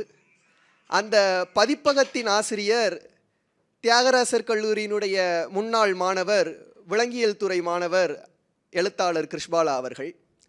இந்த நூலிற்கு அட்டைப்படம் உருவாக்கி கொடுத்தவர் தியாகராசர் கல்லூரியின் மேலாண் தமிழ்துறை மாணவர் மதிப்பிற்குரிய அண்ணன் திரு மதன்குமார் அவர்கள். மதிப்புரை செய்து கொண்டிருக்கக்கூடிய அடியேன் அதே தியாகராசர் கல்லூரியின் தமிழ்துறை மாணவர். இப்படி ஒட்டுமொத்த தியாகராசர் கல்லூரியே ஒன்றிணைந்த ஒரு மிகப்பெரிய காவியம் இந்த ராசாத்தி என்று தான் சொல்ல வேண்டும். இந்த நூல் 132 பக்கங்களில் 70 கவிதைகள் அவரும் 71வது கவிதை அவளுமாக மொத்தம் 71 கவிதைகளும் 180 ரூபாய் விலையும் கொண்டதாக இந்த நூல் தற்பொழுது நம்ம கைவசம் வந்திருக்கிறது. கவிஞர் குட்டி அவர்களை பொறுத்தளவு நான் சொல்ல விரும்புவது என்னவென்றால், எல்லா எழுத்தாளர்களும் யாரோ ஒருவரை பின்பற்றி தான் இன்றைய இளைஞர் சமுதாயம் எழுத்தாளராக உருவெற்று கொண்டு இருக்கிறது. அப்படியாக சொல்ல வேண்டுமென்றால், கவிஞர் குட்டி அவர்கள் நம்மளையெல்லாம் விட்டு மறைந்த பாடலாசிரியர், கவிஞர், எழுத்தாளர். நான் முத்துக்குமார் அவர்களை வழிபோக்கராக கொண்டு அவரது கைப்பிடித்து இன்று அவர் வந்திருக்கிறார். அவர் இந்த நூலில் நான் முத்துக்குமார் அவர்களை வர்ணித்து ஒரு சில வரிகள் குறிப்பிட்டு இருக்கிறார். நான் முத்துக்குமாருக்கு, நீ மட்டுமா அழகு, உன் தமிழும் கூட ஒரு அழகு, உன் வரி மட்டுமா அழகு, அது புரிந்திருக்கும் செயல் கூட அழகு, பருவங்கள் கேட்டிடும் பாட்டுக்கள் அழகு, அனுபவம் கொடுத்திடும் ஆறுதல் அழகு, தமிழுக்கு சேர்த்திட்ட பெருமைகள் அழகு, உண்மையில் அதுதான் மெய்யாய் அழகு என்று நான் முத்துக்குமாருக்காக அவர் சில வரிகளை இந்த நூலில் பதிவு செய்திருக்கிறார். இந்த கவிதை தொகுப்பை கவிஞர் துவங்கும் பொழுதே ஒரு விழாவாக துவங்குகிறார். எந்த விழாவாக இந்த நூலை துவங்குகிறார் என்று சொன்னால், அவருடைய அவளுக்கு பெயர் சூட்டு விழா. பிறந்த 11 நாளிலேயே அவளுக்கு பெயர் வைத்து விட்டார்கள். அதைவிட ஒரு சிறப்பான பெயர் அவளுக்கு நான் வைக்கப் போகிறேன். காதோரம் தவழும் கம்மலுக்கும் கன்னத்தில் முத்தமிடும் செவி மயிரிழைக்கு மட்டும் கேட்டிடும்படியாக சொல்கிறேன், ராசாத்தி ராசாத்தி ராசாத்தி. ஒரு மிகப்பெரிய பெயர் சூட்டு விழா நடத்திவிட்டு தான் கவிஞர் தன்னுடைய கவிதைகளுக்குள்ளே நுழைகிறார். இந்த 71 கவிதைகளையும் சொல்லி தீர்த்தே ஆக வேண்டும் என்ற கட்டாயத்தோடு வந்த எனக்கு கொடுக்கப்பட்ட நேரமோ 10 மணித்துளிகள். அதற்குள் என்னால் இயன்றவரை இந்த நூலை உங்கள் முன் மதிப்புரை செய்ய கடமைப்பட்டு இருக்கிறேன். கவிஞர் ஐ லவ் யூ என்று ஒரு தலைப்பு. முதல்ல எனக்கு கோவம் வந்தது இந்த தலைப்பை பார்த்தவுடன். ஒரு தமிழ் புத்தகத்தில் ஒரு கவிதை தொகுப்பில் எடுத்தவுடன் ஆங்கில வார்த்தை ஐ லவ் யூ. சரி, அந்த கவிதைக்குள் அவர் என்ன சொல்ல வந்திருக்கிறார் என்பதனை வாசித்து பார்க்கும் பொழுதுதான் ஒரு காதல் ஒரு மனிதனை எப்படிப்பட்ட மனிதனாக மாற்றும் என்பதை அந்த 3 வரி கவிதை அழகாக விளக்கி இருக்கிறது. ஐ லவ் யூ 3 வார்த்தை தான் சொன்னால் ஆங்கில அகராதியே அத்துப்படி ஆகிவிட்டது என்று கவிஞர் பதிவு செய்திருக்கிறார். ஒரு காதலினால் கெட்டுப்போன சமூகமாக இன்றைய ஜென்சி தலைமுறைகள் இருக்கும் பொழுது, தனது காதலியினால் ஒரு மொழி தொகுப்பை படித்து முடித்து விட்டேன் என்று கவிஞரின் சிந்தனை ஒரு மாற்றத்திற்கான சிந்தனை என்று தான் நாம் சொல்ல வேண்டும். அடுத்ததாக கவிஞர் கண்ணீர் இல்லை காதல் என்ற தலைப்பில் ஒரு கவிதை எழுதியிருக்கிறார். ஆணினுடைய கண்ணீர் பெரும்பாலும் அனைவராலும் பேசப்படாத ஒரு விஷயம். பெண்களினுடைய கண்ணீரை பேசி பேசி சலித்த இந்த சமூகத்தில் ஆண்களினுடைய கண்ணீரை கவிஞர் பதிவு செய்திருக்கிறார். ஆண்கள் அதிகபட்சமாக தன்னுடைய கண்ணீரை 2 நபர்களிடம்தான் காட்டுவார்கள். ஒன்று நெருங்கி பழகிய தோழன் அல்லது தோழி, மற்றொன்று அவனுக்கான அவளிடம்தான். கவிஞர் அதனை இவ்வாறு பதிவு செய்கிறார்: கண்ணீர் இல்லை காதல், இதுவரைக்கும் அழுததே இல்லை, இன்று அழ ஒரு மடி கேட்கிறேன். அவள் வந்தாள், தன்னை தந்தாள், என்னை உற்று பார்த்து இமைகளை மூடினாள், கண்ணீர் காணாமல் போனது என்று கவிஞர் பதிவு செய்திருக்கிறார். இன்றைய ஆண்கள் எந்த ஒரு ஆதங்கத்தையும் வெளியே சொல்லிவிட முடியாத நிலையில்தான் இன்றைய சமூகம் ஆண்களை வைத்திருக்கிறது. நீ நல்லா இருக்கிறியாப்பா அப்படின்னு கேட்டா ஒரு அழகான சிரிப்போட நான் நல்லா இருக்கிறேன் அப்படின்ட்டு அவன் நகர்ந்து போயிடுவான். ஆனால் அதே ஆணை கண்களை உற்று பார்த்து ஒரு வார்த்தை கேட்டு பாருங்களேன், அவன் சிந்தக்கூடிய கண்ணீருக்கு வலி அதிகம். கவிஞர் அதனை இவ்வாறு பதிவு செய்கிறார்: ஒரு பெண்ணின் மடி. ஒரு முறை தலை சாய்த்து பாருங்களேன், அழுகை அழைப்பில்லாமல் வந்திடும், ஆறுதல் அளவில்லாமல் சொல்லிடும், கையால் தலைமயிர் கோதிடும், கபடமில்லாமல் கண்ணீர் துளி துடைத்திடும். ஒரு பெண்ணின் மடி கிடைத்தால் தலை சாய்த்து பாருங்களேன் என்று கவிஞர் அழகாக பதிவு செய்திருப்பார். இன்றைய காதலானது உடல் ஆசைக்காகவோ பண ஆசைக்காகவோ மட்டுமல்ல, இந்த ஜென்சி தலைமுறையிலையும் காதல் ஒரு சிறு அரவணைப்பையும் ஒரு சிறு அன்பையும், நான் இருக்கின்றேன் என்ற வார்த்தையும் ஒருவள் தருவாள் என்று சொன்னால் அந்த காதலே சிறப்பு பெற்ற காதலாக இருக்கும் என்று கவிஞர் இந்த இடத்தில் அழகாக பதிவு செய்திருக்கிறார். அடுத்தபடியாக கவிஞர் போர் நிகழுது என்று ஒரு தலைப்பு. சங்க இலக்கியங்களிலே காதலன் காதலியை சந்திக்க வரும் இடத்தில் இடையீடுகள் அதிகமாக இருக்கும். இதனை சங்ககால புலவர்கள் அதிகமாக பதிவு செய்திருக்கிறார்கள். பகற்குடி இடையீறு, இரவுக்குடி இடையீறு என்று சொல்லி. அதே போன்று தனது காதலியை சந்திக்க முடியாமல் இந்த அகிலமே என்னை பார்த்து சூழ்ச்சி செய்கிறது என்று கவிஞர் பதிவு செய்கிறார். அடிக்கடி பார்க்க ஆசைப்படுகிறேன், அகிலமே என்னை எதிர்த்து போர் நிகழ்த்தி சதி செய்கிறது, அவளை பார்க்க விடாமல். கடைசியில் அவர் ஒரு வார்த்தை போட்டிருப்பாருங்க, மஞ்ச சிவப்பழகி. ரொம்ப நேரமாக நானும் யோசித்து பார்த்தேன், அது என்னங்க மஞ்ச சிவப்பழகி? மஞ்சள் ஒரு நிறம், சிவப்பு இன்னொரு நிறம். சரி, ரெண்டும் கலந்த ஒரு நிறமாக அவளுடைய ராசாத்தி இருக்கிறாள் என்று நான் சிந்தித்து பார்த்துவிட்டு அவருடைய 70 கவிதைகளையும் வாசித்து முடிக்கும் பல இடங்களில் அவர் தனது ராசாத்தியை மாநிறத்துக்காரி என்று பதிவு செய்திருக்கிறார். அவர் இங்கு காட்சிப்படுத்தியிருக்கக்கூடிய நிற உவமை ஒரு பெண் வெள்ளையாக இருக்கிறாள் இல்லை கருப்பாக இருக்கிறாள் என்ற சிந்தனைக்குள்ளெல்லாம் செல்லாது. அவள் எந்நிறத்துக்காரியாக இருந்தாலும் அவள் எந்நாத்துக்காரி என்கின்ற நிலையிலேயே கவிஞர் இந்த கவிதையை அழகாக பதிவு செய்திருக்கிறார். இறைவனிடம் வேண்டுகிறார். எதனை குறித்து வேண்டுகிறார்? அழகாக பதிவு செய்திருக்கிறார். வரிசையில் அவள் முன்னே அங்குமிங்குமாய் அசைந்தாடுவதன் பேரில் அவள் கன்னத்தில் முத்தமிடும் கம்மலுக்கு எதிராக வேண்டுகிறேன், நிறைவேற்றினாரா கடவுள்? ஜிமிக்கி வாங்கி கொடுத்தது வெண்ணா, அந்த ஜிமிக்கி அவளோட கன்னத்தில் போய் உரசுறதுக்கு இவர் கஷ்டமாக இருக்கான். அப்புறம் எதுக்கு தம்பி நீங்கள் வாங்கி கொடுக்கணும்? இந்த தொகுப்பிலே அவர் சில விஷயங்களை பதிவு செய்திருப்பார். அதில் நான் வியந்து, ஒரு கவிஞன் இப்படி ஒரு கவிதையை படைத்துவிட சிந்தனை வந்ததை குறித்து நான் வியந்து பார்த்த ஒரு கவிதை அவளும் மதுரையே. இந்த அவளும் மதுரையே என்ற கவிதையின் மூலமாக கவிஞரை நான் இருவேறு பார்வையிலே இங்கே பதிவு செய்ய வந்திருக்கிறேன். இந்த கவிதையின் மூலமாக கவிஞரை நான் ஒரு தீர்க்கதரிசியாக பார்க்கிறேன். எப்படிப்பட்ட தீர்க்கதரிசி என்று சொன்னால், தீர்க்கதரிசி என்றால் என்ன விளக்கம் என்றால், பின் நடப்பதை முன் அறிந்து கூறக்கூடியவர்களை தீர்க்கதரிசி என்று சொல்வார்கள். இளவல் கவிஞர் குட்டி அவர்கள் தியாகராசர் கல்லூரியிலே இளநிலை வணிகவியல் படித்தவர். பின்பு மதுரை கல்லூரியில் முதுநிலை படிப்பு சேர்ந்து 10 நாட்களில் மீண்டும் அவர் முதுநிலை வணிகவியலை தியாகராசர் கல்லூரியில் வந்து பயின்ற தொடங்கியிருந்தார். இவர் இந்த நூல் தொகுப்பை எழுதி முடித்தது தியாகராசர் கல்லூரியில் இளநிலை வணிகவியல் படிக்கும் பொழுது. இந்த நூல் தற்பொழுது வெளிவந்திருப்பது முதுநிலை வணிகவியல் படிக்கும் பொழுது. இந்த இரண்டுக்கும் இடைப்பட்ட காலத்தில் அவர் மதுரை கல்லூரி முதல் தியாகராசர் கல்லூரி வரை பயணம் செய்திருப்பதை இவர் முன்னே அறிந்து தனது கவிதையிலே பதிவு செய்திருக்கிறார் என்று சொன்னால் கவிஞர் ஒரு மிக சிறந்த தீர்க்கதரிசி என்றுதான் சொல்ல வேண்டும்.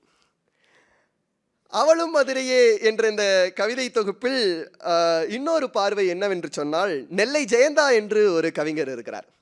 அவர் சென்னை தாம்பரத்திலிருந்து சென்னை கடற்கரை வரையில் இருக்கக்கூடிய ரயில் நிலையங்களை எல்லாம் ஒப்புமைப்படுத்தி இந்த ரயில் நிலையங்களுக்குள்ளே ஒரு காதல் கவிதை ஒளிந்திருக்கிறது என்பதை படைப்பாக அவர் கொடுத்திருப்பார். அதே போன்று கவிஞர் குட்டி அவர்கள் மதுரை கல்லூரியிலிருந்து தியாகராசர் கல்லூரி வரைக்கும் ஏதேனும் பேருந்து சந்தேகம் இருந்தால் நீங்கள் கூகுள் மேப்பை தேட வேண்டாம். ராசாத்தி புத்தகத்தின் 52வது பக்கத்தை நீங்கள் புரட்டி பார்த்தால் போதும், நீங்கள் அழகாக தியாகராசர் கல்லூரி வந்து சேர்ந்து விடலாம். கவிஞர் அதனை இவ்வாறு பதிவு செய்கிறார். அவளும் மதுரையே. மதுரை கல்லூரி தாண்டி வரும் மானே, திடீர் நகருக்கே தித்திக்க செய்யும் தேனே, பெரியாரில் நீ இறங்கி பவனி வருகையிலே திருப்புவன தேரும் உன்னை தேடுதே, வயல் சேரி வண்டியும் உனக்காய் வாடுதே, திருப்பாச்சேத்தி சொகுசும் உன்னை பார்த்து சொக்குதே, கண்ணங்குடி கட்டுவண்டியும் உன்னை பார்த்து கண்ணடிக்குதே, கார்ச்சேரி வண்டியும் உனக்காக கச்சேரி நடத்துதே, மாரநாடும் உன்னை பார்க்க மாறு நிமிர்த்தி வருகுதே. இத்தனை இருந்தும் மகளிர் தேடுவது மகளிர் ஸ்பெஷல் தான். ஈவ்டீசிங் செய்த பேருந்தையெல்லாம் பிடித்து கொண்டுதான் புறப்படுகிறதோ, புறப்பட்ட முதல் நிறுத்தமே கிரைம் பிரான்ச், மகளிர் ஸ்பெஷல் காவல் நிலையம். தெற்கு வேலி வீதியிலே உலா வந்தது, தெற்கு வாசலையும் அடைகிறது. மார்க்கெட் வந்ததும் ராக்கெட் விடுகிறாள் ஒற்றை பார்வை திருப்பி. தவிட்டு சந்தைக்கு வந்தால் நெஞ்சை தவிடுபொடியாக்கினாள். திருமலை நாயக்கர் மகாலிலே திருமணத்திற்கு தேதி குறித்தாள். கீழவாசல் வருகையிலே கிழக்கு பார்த்து தலை திருப்பினாள். வெற்றிலைப்பேட்டை வருகையிலே வெற்று சிலை போலாகினாள். முனச்சாலை வந்து சிக்னல் நிற்கையில் முடிபிடித்து பேயாகினாள். சௌராஷ்டிரா ஸ்கூல் வந்ததும் சௌக்கியமாகிறாள். சந்த பேட்டையிலே சத்தமின்றி யுத்தம் செய்கிறாள். கணேஷ் தியேட்டர் நிறுத்தத்திலே காசின்றி படம் பார்க்கிறாள். தெப்பக்குள நிறுத்தத்திலே வெப்பம்பட்ட நடக்கையிலே மாரியம்மனாகி மடியிலேயே வைத்துக் கொள்கிறாள் என்னை என்று இந்த கவிதையின் வாயிலாக கவிஞர் மதுரையினுடைய அத்துணை வீதிகளையும் தியாகராசர் கல்லூரி வர பேருந்து நிலையங்கள் அனைத்தையும் காட்சிப்படுத்தி கொடுத்து இருக்கிறார் என்று தான் சொல்ல வேண்டும். அடுத்தபடியாக தீண்டாமை என்று ஒரு கவிதை எழுதியிருக்கிறார். ராசாத்தி, நீ என்னை தொட வேண்டாம், நீ நடந்து செல், நானும் உடன் வருகிறேன். வாயுதேவன் எனக்கு வாக்கு கொடுத்திருக்கிறான், ஆம் நீ என்னை தீண்டுவாய், அது நடந்தே தீரும். பொழுதுகள் கழிகின்றன. மூச்சுதான் விட்டான் வாயுதேவன், அவள் முத்த தென்றலால் அவள் முந்தி பறந்து பட்டணகிறது முகத்தில். முகத்து முடியும் எழுத்து நிற்கிறது, மீசையும் முந்தானை நூலும் பின்னிக் கொள்கின்றன. சாந்தி முகூர்த்தம் முடிகிறது, முந்தானைக்கு பிரசவம் நடந்து முடிச்ச நாளும் குழந்தையாய் பிறப்பெடுக்கிறது. மீசை அருவாளால் நூலின் தொப்புள் கொடியும் அறுபடுகிறது. இங்கு பாருங்களேன், அவள் என்னை தொடக்கூட இல்லை, தீண்டத்தான் செய்தாள். சாந்தி முகூர்த்தம் நடந்து பிரசவமே முடிந்து விட்டது. சாந்தி முகூர்த்தத்திற்கு நாள் குறித்தான், சாமுத்திரிகா பட்டுக்கு பிரசவம் பார்த்தான், வாயுமறை படித்த வாயுதேவன் என்று கவிஞர் பதிவு செய்திருக்கிறார். மூச்சு காற்றுலையே முகூர்த்தம் வரைக்கும் போயிட்டா. அப்படி கடலை மிட்டாய் காதல், தேன் மிட்டாய் காதல் கேள்விப்பட்டிருக்கேன். அவர் ஜென்சி தலைமுறைன்றனால கொஞ்சம் அட்வான்ஸாக வந்துட்டார். ஒரு ரூபாலாம் பத்தாது, எனக்கு 10 ரூபா கடலை மிட்டாய் தான் வேணும் அப்படின்ட்டு கொஞ்சம் அட்வான்ஸாக வந்து கவிஞர் கடலை மிட்டாய் காதல் அப்படின்னு ஒரு பகுதி எழுதியிருக்கிறார். புத்தகங்களில் தேனெடுக்கும் ஒரு வண்ணத்து பூச்சிக்கு ஒரு பூ தேன் குடிக்க அழைக்கிறது. பசியால் சிறகடித்த வண்ணத்து பூச்சிக்கு தேன் எப்படி பசியாற்றியதோ, பசியால் வாடித்தான் வித்த எனக்கும் கடலை மிட்டாய் வாங்கி தந்து காதல் காட்டுகிறாள். 10 ரூபாய் கடலை மிட்டாய். நான் சொன்ன மாதிரியே சொல்லிட்டாரு, 1 ரூபா பத்தாதுப்பா, எனக்கு 10 ரூபா கடலை மிட்டாய் தான் நீ வாங்கி தரணும், அப்படின்னா தான் காதல் இனிக்கும், இல்லைன்னா காதல் கசக்கும் அப்படின்னு கவிஞர் பதிவு செய்திருக்கிறார். இந்த கவிதையினுள்ளேயும் அவர் ஒரு மகத்தான சிந்தனையை வைத்திருக்கிறார். காதல் இன்றைய ஜென்சி தலைமுறையில் இழிவுபடுத்தி கொண்டிருக்கக்கூடிய நிலையில் அவளால் புத்தகம் படித்து கொண்டிருக்கிறேன், அவள் என்னை வழிநடத்தி கொண்டிருக்கிறாள் என்று பல இடங்களில் கவிஞர் பதிவு செய்திருப்பது அவருடைய சிந்தனை மாற்றத்தை நமக்கு காட்சிப்படுத்தி கொடுக்கிறது என்று தான் சொல்ல வேண்டும். இதுதான் காதலா, இதுவும் காதல் அப்படின்னு ஒரு கவிதை எழுதியிருப்பார். அப்படியே ரிலேட் பண்ணலாம், இன்னைக்கு இருக்கக்கூடிய தலைமுறை காதலுக்கு இதை ரிலேட் பண்ணலாம்.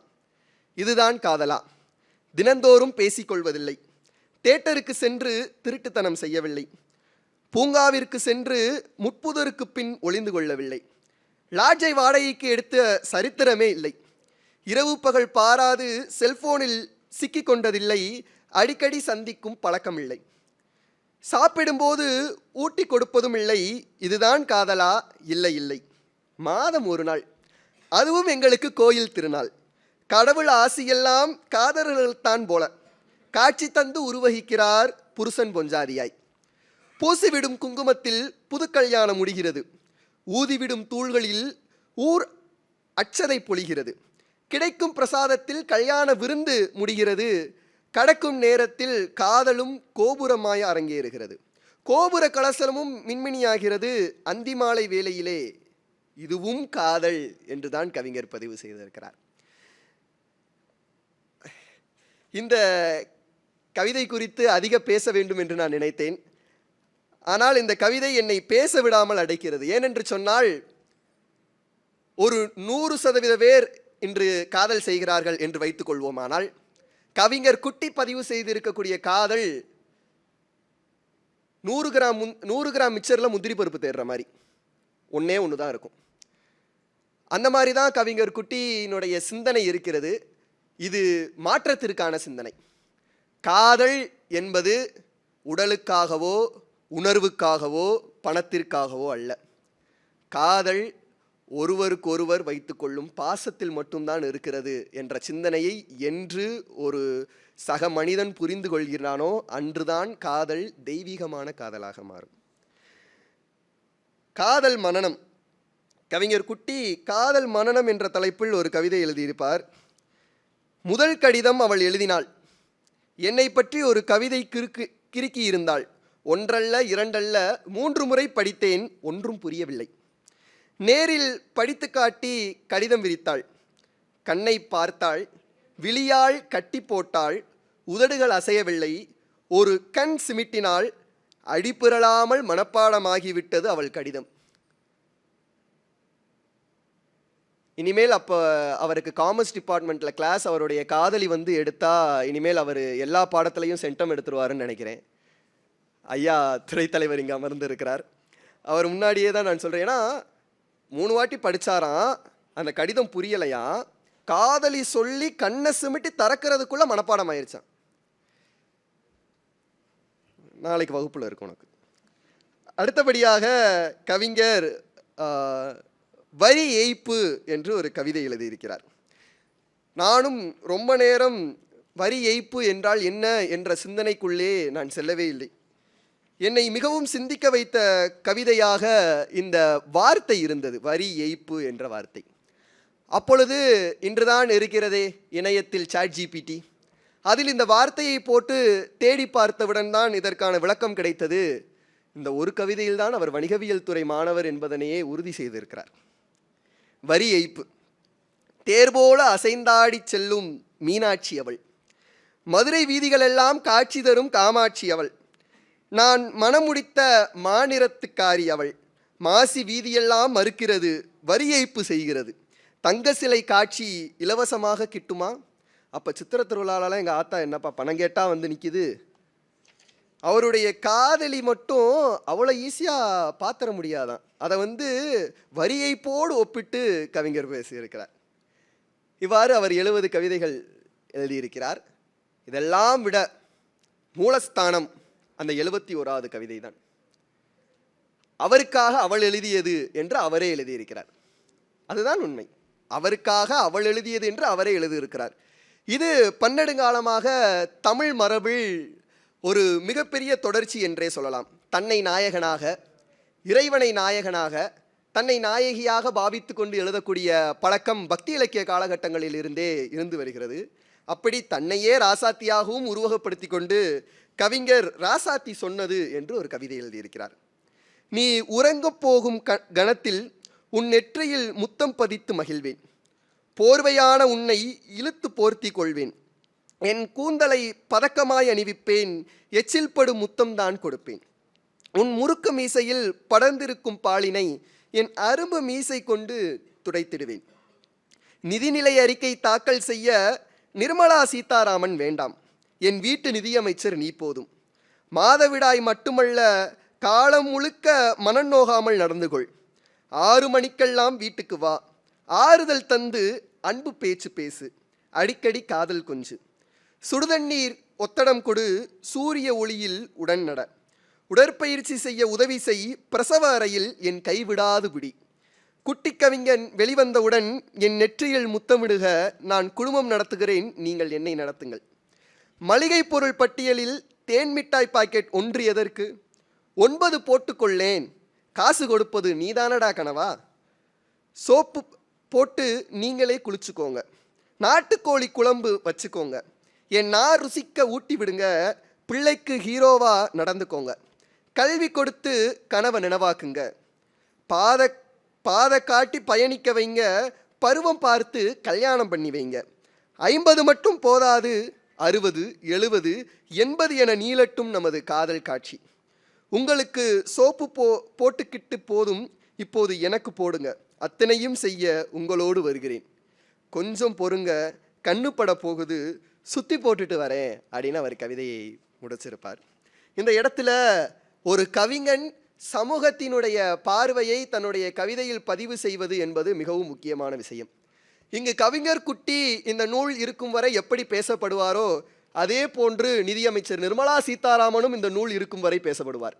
ஏனென்று சொன்னால், இந்த நூல் ஒரு 100 ஆண்டுகளுக்கு பிறகு ஒரு இளம் தலைமுறை எடுத்து வாசித்து பார்க்கும் பொழுது, அன்றைய காலகட்டத்தில் நிதியமைச்சராக நிர்மலா சீதாராமன் என்ற ஒருவர் இருந்தார் என்ற சிந்தனையை ஒரு படைப்பாளி தன்னுடைய படைப்பில் கொடுத்தே ஆக வேண்டும்.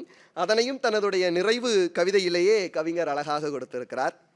இதெல்லாம் செஞ்சுட்டு கடைசியில் ஒன்று கொடுத்துருக்காரு. அத்தியாயம் 2 தொடரும். கரண்ட் போச்சுப்பா. 2 தொடரும் தான் சொன்னேன், கரண்ட் போச்சு. நிர்வாகம் பொறுப்பு இல்லை. வந்துருச்சு. எனவே அன்பு இளவல் கார்த்தியினுடைய நிறையா அவரை ரொம்ப நேரம் கஷ்டப்பட்டு தான் நான் பேசிக்கிருக்கேன். ஏன்னா அவன் வாடா போடா தம்பி.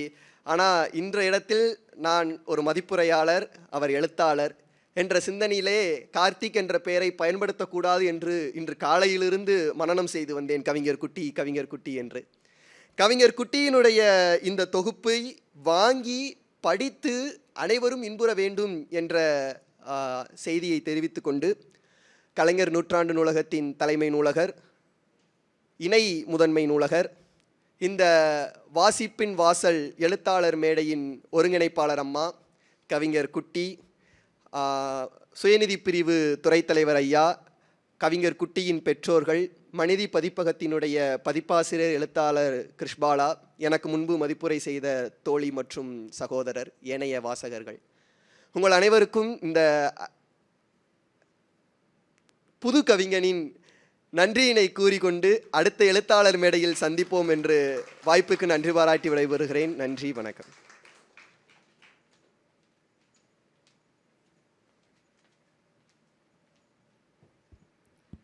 திரு வே. கார்த்திகேயன் அவர்களுக்கு நன்றி. தற்பொழுது எழுத்தாளர் அவர்களை ராசாத்தி நூலின் உள்ளார்ந்த பொருளை நமக்கு பகிர்ந்து நூல் ஏற்புரை செய்ய வருகை தருமாறு அன்புடன் அழைக்கிறோம்.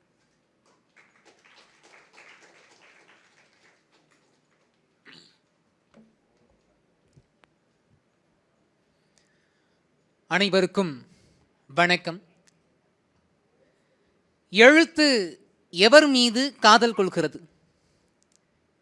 யார் ஒருவர் வாசிப்பின் மீது, எழுத்தின் மீது தீராத காதல் கொண்டு தொடர்ந்து வாசித்துக் கொண்டிருக்கிறார்களோ, யார் ஒருவர் எழுத்துக்களை அடி பிரிக்கத் தெரிந்து, அணி பிரிக்கத் தெரிந்து எழுதுபவர்கள் மீதும், அந்த எழுத்தால் இந்த சமூகத்தில் ஏதாவது ஒரு மாற்றத்தை கொண்டு வந்துவிட வேண்டும் என்று துடித்து கொண்டிருப்பவர்களையும் அந்த எழுத்து காதல் கொள்கிறது என்றே சொல்லலாம். அப்படித்தான் நான் ஒரு எழுத்தாளராக வருவதற்கு அந்த வாசிப்பு இன்றியமையாத ஒன்றாக விளங்கியது. நான் கவிஞர், பாடலாசிரியர், முனைவர் திரு நா. முத்துக்குமார் அவர்களுடைய எழுத்துகளாலும் வாழ்க்கை பயணங்களாலும் கவரப்பட்டு நான் ஒரு எழுத்தாளனாக இன்று உங்கள் முன் இந்த மேடையில் மிளிர்ந்து கொண்டிருக்கிறேன் என்பது எனக்கு கிடைத்த மிகப்பெரிய ஒரு வாய்ப்பாக நான் எண்ணுகிறேன். திரு நா. முத்துக்குமாருக்கு என்று சொல்லி ஒரு பக்கத்தில் அவருக்கு மரியாதை நிமித்தமாக அவரை நினைவு கூறும் விதமாக ஒரு 8 வரிகள் இருக்கும். அதை எனக்கு முன்பாக பேசிய அண்ணன் கார்த்திகேயன் அவர்கள் பதிவு செஞ்சிருப்பார். அந்த 8 வரி என்பது நீங்கள் எல்லாருமே ஒரு காலகட்டத்தில் இன்றும் விரும்பி கேட்டுக்கொண்டிருக்கக்கூடிய ஒரு பாடலினுடைய மெட்டுக்காக நான் அவருக்காக எழுதுனேன் அப்படின்னே சொல்லலாம். சைவம் திரைப்படத்தில் எல்லாருமே இந்த பாட்டை கேட்டிருப்பீங்க. அழகே அழகே எதுவும் அழகே அப்படின்னு சொல்லிட்டு அந்த பாடலுக்கு பாடல் வரிகளை எழுதியவர் திரு நா. முத்துக்குமார் அவர்கள். அந்த மெட்டுக்கு நான் என்னுடைய வார்த்தைகளை எனக்கு இருந்த அந்த குறைவான அனுபவத்தில், குறைவான அறிவில், அந்த ஆரம்ப காலகட்டத்தில் அவருக்காக எழுதினேன் அப்படின்னே சொல்லலாம். நீ மட்டுமா அழகு, உன் தமிழும் கூட ஒரு அழகு, உன் வரி மட்டுமா அழகு, அது புரிந்திடும் செயல் கூட ஒரு அழகு, பருவங்கள் கேட்டிடும் பாட்டுகள் அழகு, அனுபவம் கொடுத்திடும் மாறுதல் அழகு, தமிழுக்கு சேர்த்திட்ட பெருமைகள் அழகு, உண்மையில் அதுதான் மெய்யாய் அழகு அப்படின்னு சொல்லி அவருக்காக நான் எழுதியிருப்பேன். இந்த இடத்துல திரு நா. முத்துக்குமார் அவர்களுக்கும் மிகப்பெரிய ஒரு நன்றி. எழுத்தாளர் மேடை, இந்த ஒரு மேடையை முக்கியமாக வளரக்கூடிய இளம் எழுத்தாளர்களுக்காக உருவாக்கி கொடுக்க வேண்டும் என்ற ஒரு முனைப்போடு இந்த ஒரு நிகழ்ச்சியை தொடர்ந்து நடத்தி கொண்டிருக்கக்கூடிய மதுரை கலைஞர் நூற்றாண்டு நூலகத்தினுடைய மேலாண்மைக்கும், மதுரை கலைஞர் நூற்றாண்டு நூலகத்தின் முதன்மை நூலகர் ஐயா முனைவர் வே. தினேஷ்குமார் அவர்களுக்கும், எல்லா நிகழ்வுகளையும் பேச்சாளர்களையும் தன் பிள்ளை போன்றே பார்த்து கொண்டு, இன்னொரு உண்மையை சொல்ல போனோம் அப்படின்னா, நான் இந்த நிகழ்வுக்காக மேடமை பார்த்து பேசும்போது கூட என்னுடைய தொலைபேசி என்ன அவங்க எப்படி சேவ் பண்ணி வச்சாங்க அப்படின்னே சொல்கிறேன். நான் கார்த்திக் அப்படின்னு சொல்லி அறிமுகமான கார்த்திக் குட்டி அப்படின்னு சொல்லி மேடம் அவங்களுடைய தொலைபேசியில் என்னுடைய எண்ணை பதிவு செஞ்சு வச்சாங்க. அது மட்டும் இல்லாமல் இன்னும் நெருக்கமாக முதன்மை நூலகர் ஐயா அவர்கள் தன்னுடைய பசங்களையும் குட்டி குட்டி அப்படின்னே வீட்டில் அழைப்பதாக என்கிட்ட பகிர்ந்திருந்தார். அப்படி இருக்கும்போது கவிஞர் குட்டி அப்படின்னு நீங்கள் என்கிட்ட அறிமுகமானது எனக்கு இன்னொரு பிள்ளை போன்றே அப்படின்னு அறிமுகப்படுத்தின அன்னைக்கு அவர் என்கிட்ட பகிர்ந்துக்கிட்டார். இந்த ஒரு மேடையில் முதன்மை நூலகர் ஐயா அவர்களுக்கும் மற்ற துணை முதன்மை நூலகர் ஐயா அவர்களுக்கும் உதவி நூலகர்கள் மற்றும் அம்மா சிவகாமி அம்மா அவர்களுக்கும் என்னுடைய மனமார்ந்த நன்றி. ராசாத்தி, இந்த நூல் அட்டைப்படத்தை பார்க்கும் பொழுதே ஒரு கேள்வி எல்லோருக்குள்ளும் இருக்கும், யார் அந்த அவள் அப்படின்னு. கண்ணை மட்டும் காட்டியிருக்கீங்க, மற்ற எல்லாவற்றையும் நீங்கள் கவர் பண்ணிட்டீங்களே அப்படின்னு சொல்லி நிறைய கேள்விகள் என்கிட்ட வந்தது. இந்த அட்டைப்படத்தை உருவாக்குவதற்கு நிறைய மெனக்கெடல், ஒரு பெரும் காலம், இந்த புத்தகம் கூட விரைவாக எழுதி முடிக்கப்பட்டு விட்டது. ஆனால் அந்த அட்டைப்படத்தை இப்படி தான் வேணும் அப்படின்னு சொல்லி கேட்டு வாங்கவே கிட்டத்தட்ட 1 வருட காலம் ஆச்சு.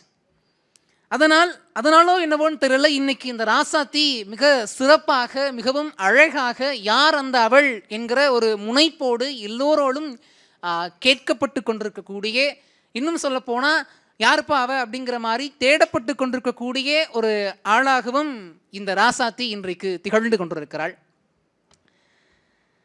இந்த ராசாத்தி புத்தகத்தை பற்றி எனக்கு முன்னாடி பேசிட்டு போன தம்பி கார்த்திகேயனா இருக்கட்டும் சரி, அக்கா மீனாம்பிகா அவர்களாக இருக்கட்டும் சரி, அண்ணன் கார்த்திகேயனா இருக்கட்டும் சரி, எல்லாருமே இந்த புத்தகம் எதை பேசுகிறது, இந்த புத்தகம் இந்த சமூகத்தின் மீது எதை கடத்த விரும்புகிறது அப்படிங்கிறத பற்றி பிட்டு பிட்டு வைத்து தான் பேசுனாங்க அப்படின்னே சொல்லுவேன். இருந்தாலும் கூட ஒரு எழுத்தாளராக நான் இன்னும் எதை உங்களிடம் கொண்டு சேர்க்க வேண்டும் அப்படிங்கிறத என்னுடைய எண்ணுரையிலேயே சொல்லியிருப்பேன். அந்த எண்ணுரையை உங்களுக்காக வாசிக்கிறேன். நீ எனதின்னுயிர் ராசாத்தி, புதுக்காதல் பூத்து பார்த்திருக்கிறீர்களா? காதல் போர் நிகழ்ந்ததை கேள்விப்பட்டிருக்கிறீர்களா? ஐ லவ் யூ சொல்லி ஆங்கில அகராதியை படித்திருக்கிறீர்களா? முத்தம் மிகுமா மிகாதா என நடக்கும் காதல் பட்டிமன்றத்தில் கலந்து கொண்டிருக்கிறீர்களா? பசலை நோயால் வாடிப்போயிருக்கிறீர்களா? காலாவதியான காலத்தில் ஒரு காதல் அரட்டையில் இருந்து பார்த்திருக்கிறீர்களா? இதோ ஒரு காதல் சுதந்திரமாய் புறப்படுத்திருக்கின்றது, சுதந்திரமாய் பயணிக்க நினைக்கின்றது.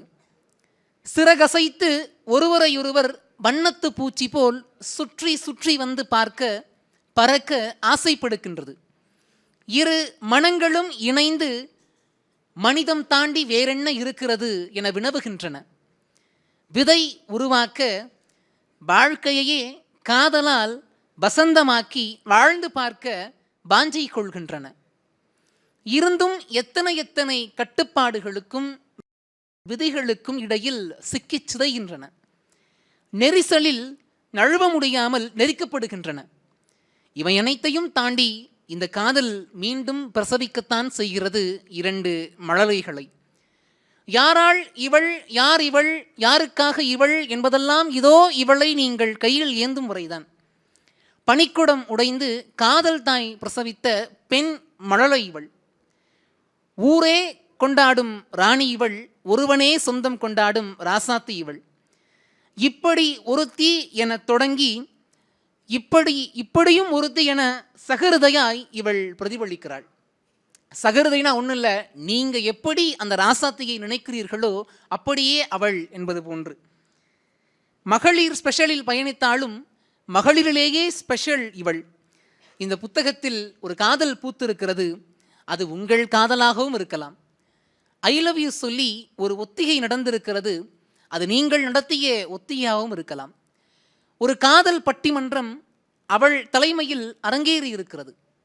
அதில் நீங்கள் அவன் ஆகலாம், சிறந்த காதலராக கூட அங்கீகரிக்கப்படலாம். இவளால் நீங்கள் அடையாளம் காணப்படலாம், ஒரு முழு மனிதனாய் ஆளாக்கப்படலாம்.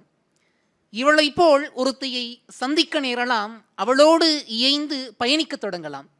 வழிநெடுகிலும் பூ பூத்து வாழ்வு வண்ணமயமாகலாம். இவளை கையில் ஏந்துங்கள், இவள் உங்களை கரை சேர்ப்பாள். இவளை புரிந்து கொள்ள முயற்சியுங்கள், இவள் உங்களை புது மனிதனாக்குவாள் அப்படின்னு சொல்லி என்னுடைய எண்ணுரையில் சொல்லியிருப்பேன். இன்னொரு சிறப்பு இந்த ஒரு எழுத்தாளர் மேடைக்கு என்ன அப்படின்னா, கார்த்திகை திங்கள் மது நிறைந்த நன்னாளில் வணக்கம் ஐயா. கார்த்திகை திங்கள் மது நிறைந்த நன்னாளில் டிசம்பர் 3 இந்த ராசாத்தி என்னுடைய கல்லூரியில் துறையால் மிக பிரம்மாண்டமாக நூல் வெளியீட்டு விழா சிறப்பாக நடைபெற்றது. அதே ஒரு சிறப்பு இந்த மேடைக்கும் இன்றும் இருக்கிறது அப்படின்னு சொன்னால், மார்கழி திங்கள் மது நிறைந்த நன்னாளில் அன்னைக்கு எப்படி பௌர்ணமியோ அதே போல் இன்றைக்கும் பௌர்ணமி டிசம்பர் 3, அடுத்த ஆண்டு ஜனவரி 3. இப்படிப்பட்ட ஒரு சிறப்பை ஏற்படுத்தி கொடுத்த நம்முடைய முதன்மை நூலகர் ஐயா அவர்களுக்கு என்னுடைய மனமார்ந்த நன்றி. இந்த புத்தகத்தை எழுத வேண்டும் அப்படிங்கிற ஒரு எண்ணம் ஏற்பட்டது வாசிப்பு நாள். இந்த புத்தகம் ஒரே ஒரு மையப்பொருளை மட்டுமே கொண்டு சமூகத்திற்கு பல விடயங்களை கொடுத்திருக்கிறது அப்படின்னே சொல்லலாம். இந்த புத்தகத்தை எழுதி வெளியிடணும் அப்படின்னு சொன்ன உடனே எங்கள் வீட்டில் உடனே ஒரு பச்சை கொடி, அந்த பச்சை கொடியை காட்டிய என்னுடைய குடும்பத்தாருக்கும் அப்பா அம்மா உறுதுணையாக ஊக்கமளிக்கக்கூடிய அண்ணன்களுக்கும் என்னுடைய மனமார்ந்த நன்றி.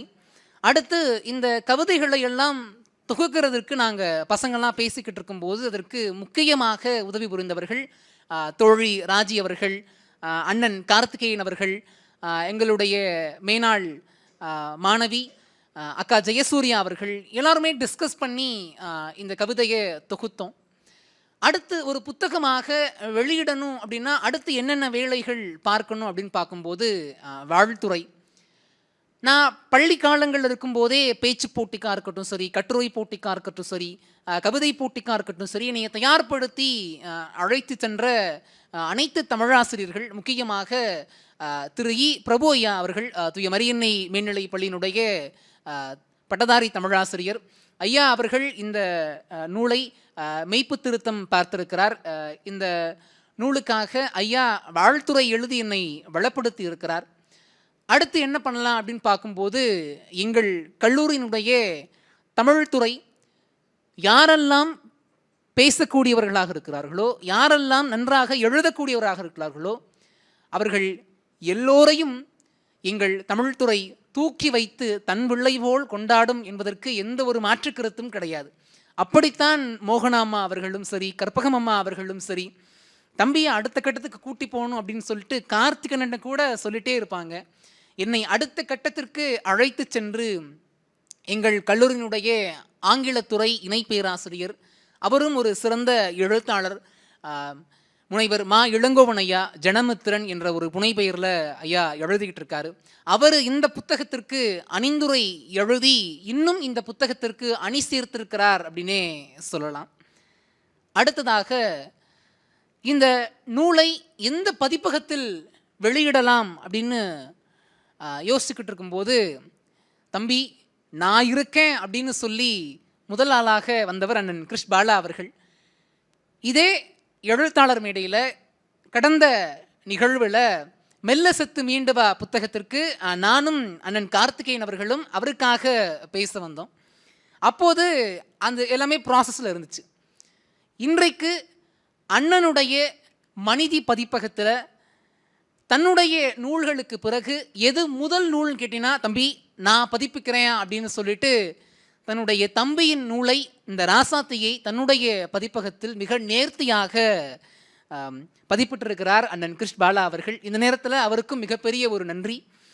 இந்த நூலினுடைய அட்டைப்படம் திரு ச மதன்குமார் அண்ணன் சொன்ன மாதிரியே எங்கள் கல்லூரியினுடைய மேனாள் தமிழ்துறை மாணவர்.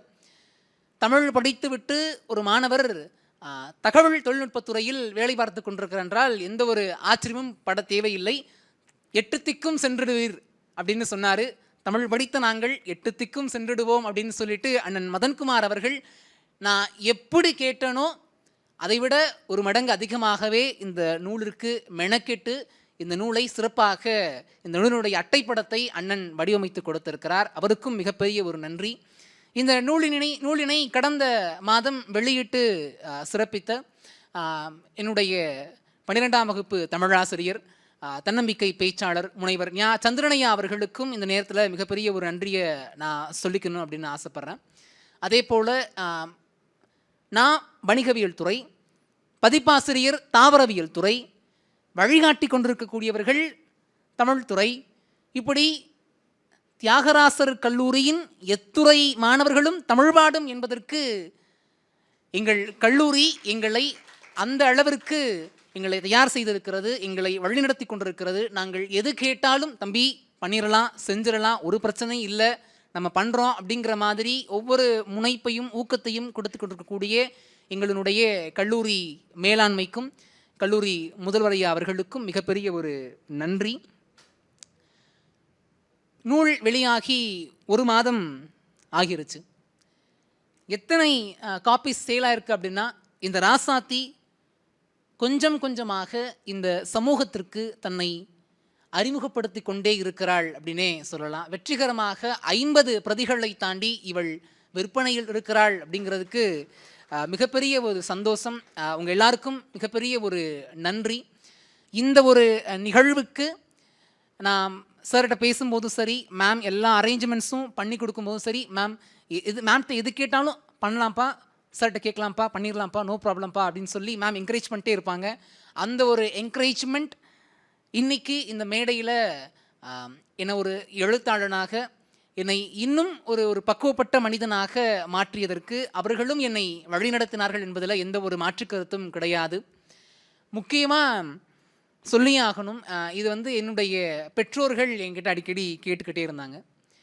உறவினர்கள் யாரெல்லாம் அழைக்கலாம் அப்படின்னு பார்க்கும்போது எல்லாரையும் அழைங்க அப்படிங்கிற ஒரே ஒரு பதில் மட்டும் தான் என்கிட்ட இருந்து வந்துச்சு. வருவாங்களா அப்படிங்கிற ஒரு கேள்வியும் இருந்தது. இதுவரைக்கும் காது குத்து, சடங்கு, பூ புனித நீராட்டு விழா, திருமணம், மறு வீட்டிற்கு அழைத்து செல்லுதல் அப்படின்னு சொல்லிட்டு குடும்ப நிகழ்வுகளுக்கு மட்டுமே சென்று கொண்டிருந்த உறவினர்கள் யாராவது ஒருவர் நூலகத்தை தேடி வருவார்களா? உன்னுடைய புத்தகத்தை பார்ப்பதற்காக, உன்னுடைய புத்தகத்தினுடைய நிகழ்ச்சியை கேட்பதற்காக வருவாங்களான்னு எங்கள் அம்மா கேட்டாங்க. கூப்பிடுங்க, வருவாங்க அப்படின்னு சொன்னேன். மிகவும் நிறைவாக இருக்கிறது. எங்கள் வீட்டில் மூணு பேரும் பசங்க. யாருக்கும் இன்னும் அடுத்து வரக்கூடிய காலங்களில் திருமணங்கள் நடக்க இருக்குது. அப்படி இருக்கும்போது உங்கள் வீட்டில் எந்த ஒரு ஃபங்க்ஷனுமே வைக்கலையா அப்படின்னு கேட்கும் பொழுது நான் சொல்ல வேண்டிய பதில் இந்த மேடையில் இருக்கிறது. கல்யாண நாள், திருமணம், அதையெல்லாம் தாண்டி இந்த அறிவு பசி என்பது ஒன்று எல்லா மனிதர்களுக்கும் இருக்கிறது. அந்த அறிவு பசியை தீர்த்து கொள்வதற்கு நீங்கள் நூலகத்திற்கு வர வேண்டும்.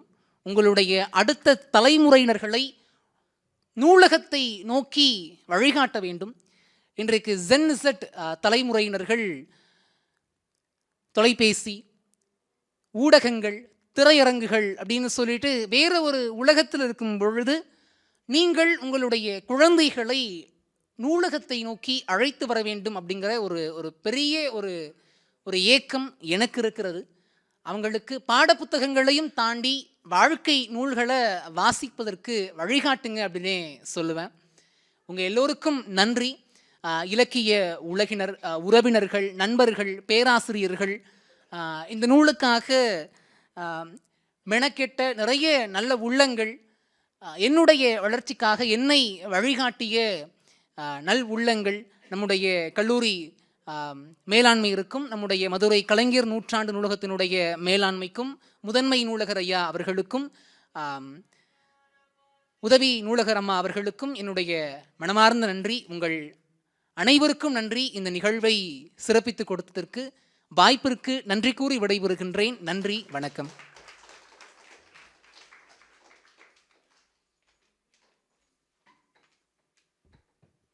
தற்பொழுது எழுத்தாளர் கவிஞர் திரு குட்டி அவர்கள் நமது கலைஞர் நூற்றாண்டு நூலகத்தின் முதன்மை நூலகர் மற்றும் தகவல் அலுவலர் அவர்களை கௌரவிக்க உள்ளார்.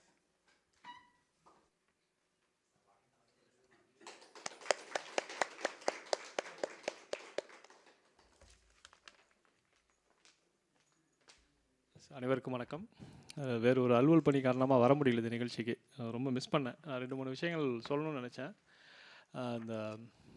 இந்த எழுத்தாளர் மேடை இந்த நிகழ்ச்சியை ஆரம்பிக்கலாம் அப்படின்னு சொல்லி நாங்கள் முடிவு எடுத்துகிட்டு யோசிச்சுட்டே இருக்கிறப்போ ஃபஸ்ட்டு வந்தது நம்ம கிரிஷ்பாலா அவர்கள். அவருடைய மெல்ல செத்து மீண்டு வா அந்த ஒரு புத்தகத்தை நம்ம எழுத்தாளர் மேடையில் அறிமுகப்படுத்தினோம். அதுக்கு அடுத்து ஒரு மாணவர்களுக்காக நிறையா வந்தது, எந்த புத்தகத்தை அறிமுகப்படுத்தலாம்னு சொல்லி நிறைய கொரிஸ் வந்துச்சு. அப்போது நாங்கள் ரெஸ்ட்ரிக்ட் பண்ணது எப்படின்னா, இது வந்து மாணவர்களுக்கான ஒரு மேடையாக இருக்கட்டும் அப்படின்னு சொல்லி நாங்கள் பேசி முடிவெடுத்தோம் எங்கள் நூலகர்கள் எல்லாரும் சேர்ந்து.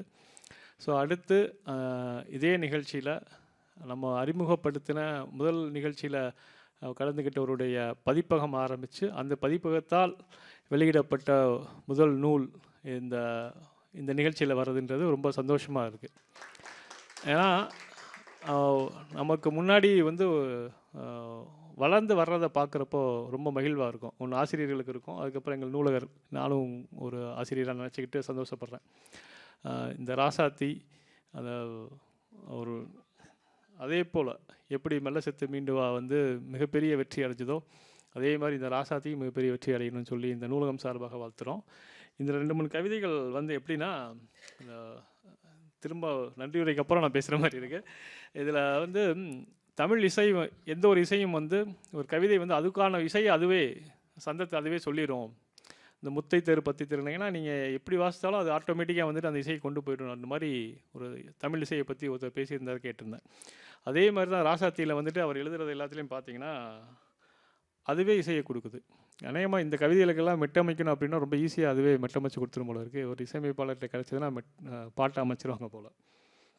இந்த நீ மட்டுமா அழகு, உன் தமிழும் கூட ஓர் அழகு, உன் வரி மட்டும் அழகு, அது புரிந்திடும் செயல் கூட ஓர் அழகு, பருவங்கள் கேட்டிடும் பாட்டுகள் அழகு, அந்த மாதிரி வர்றது.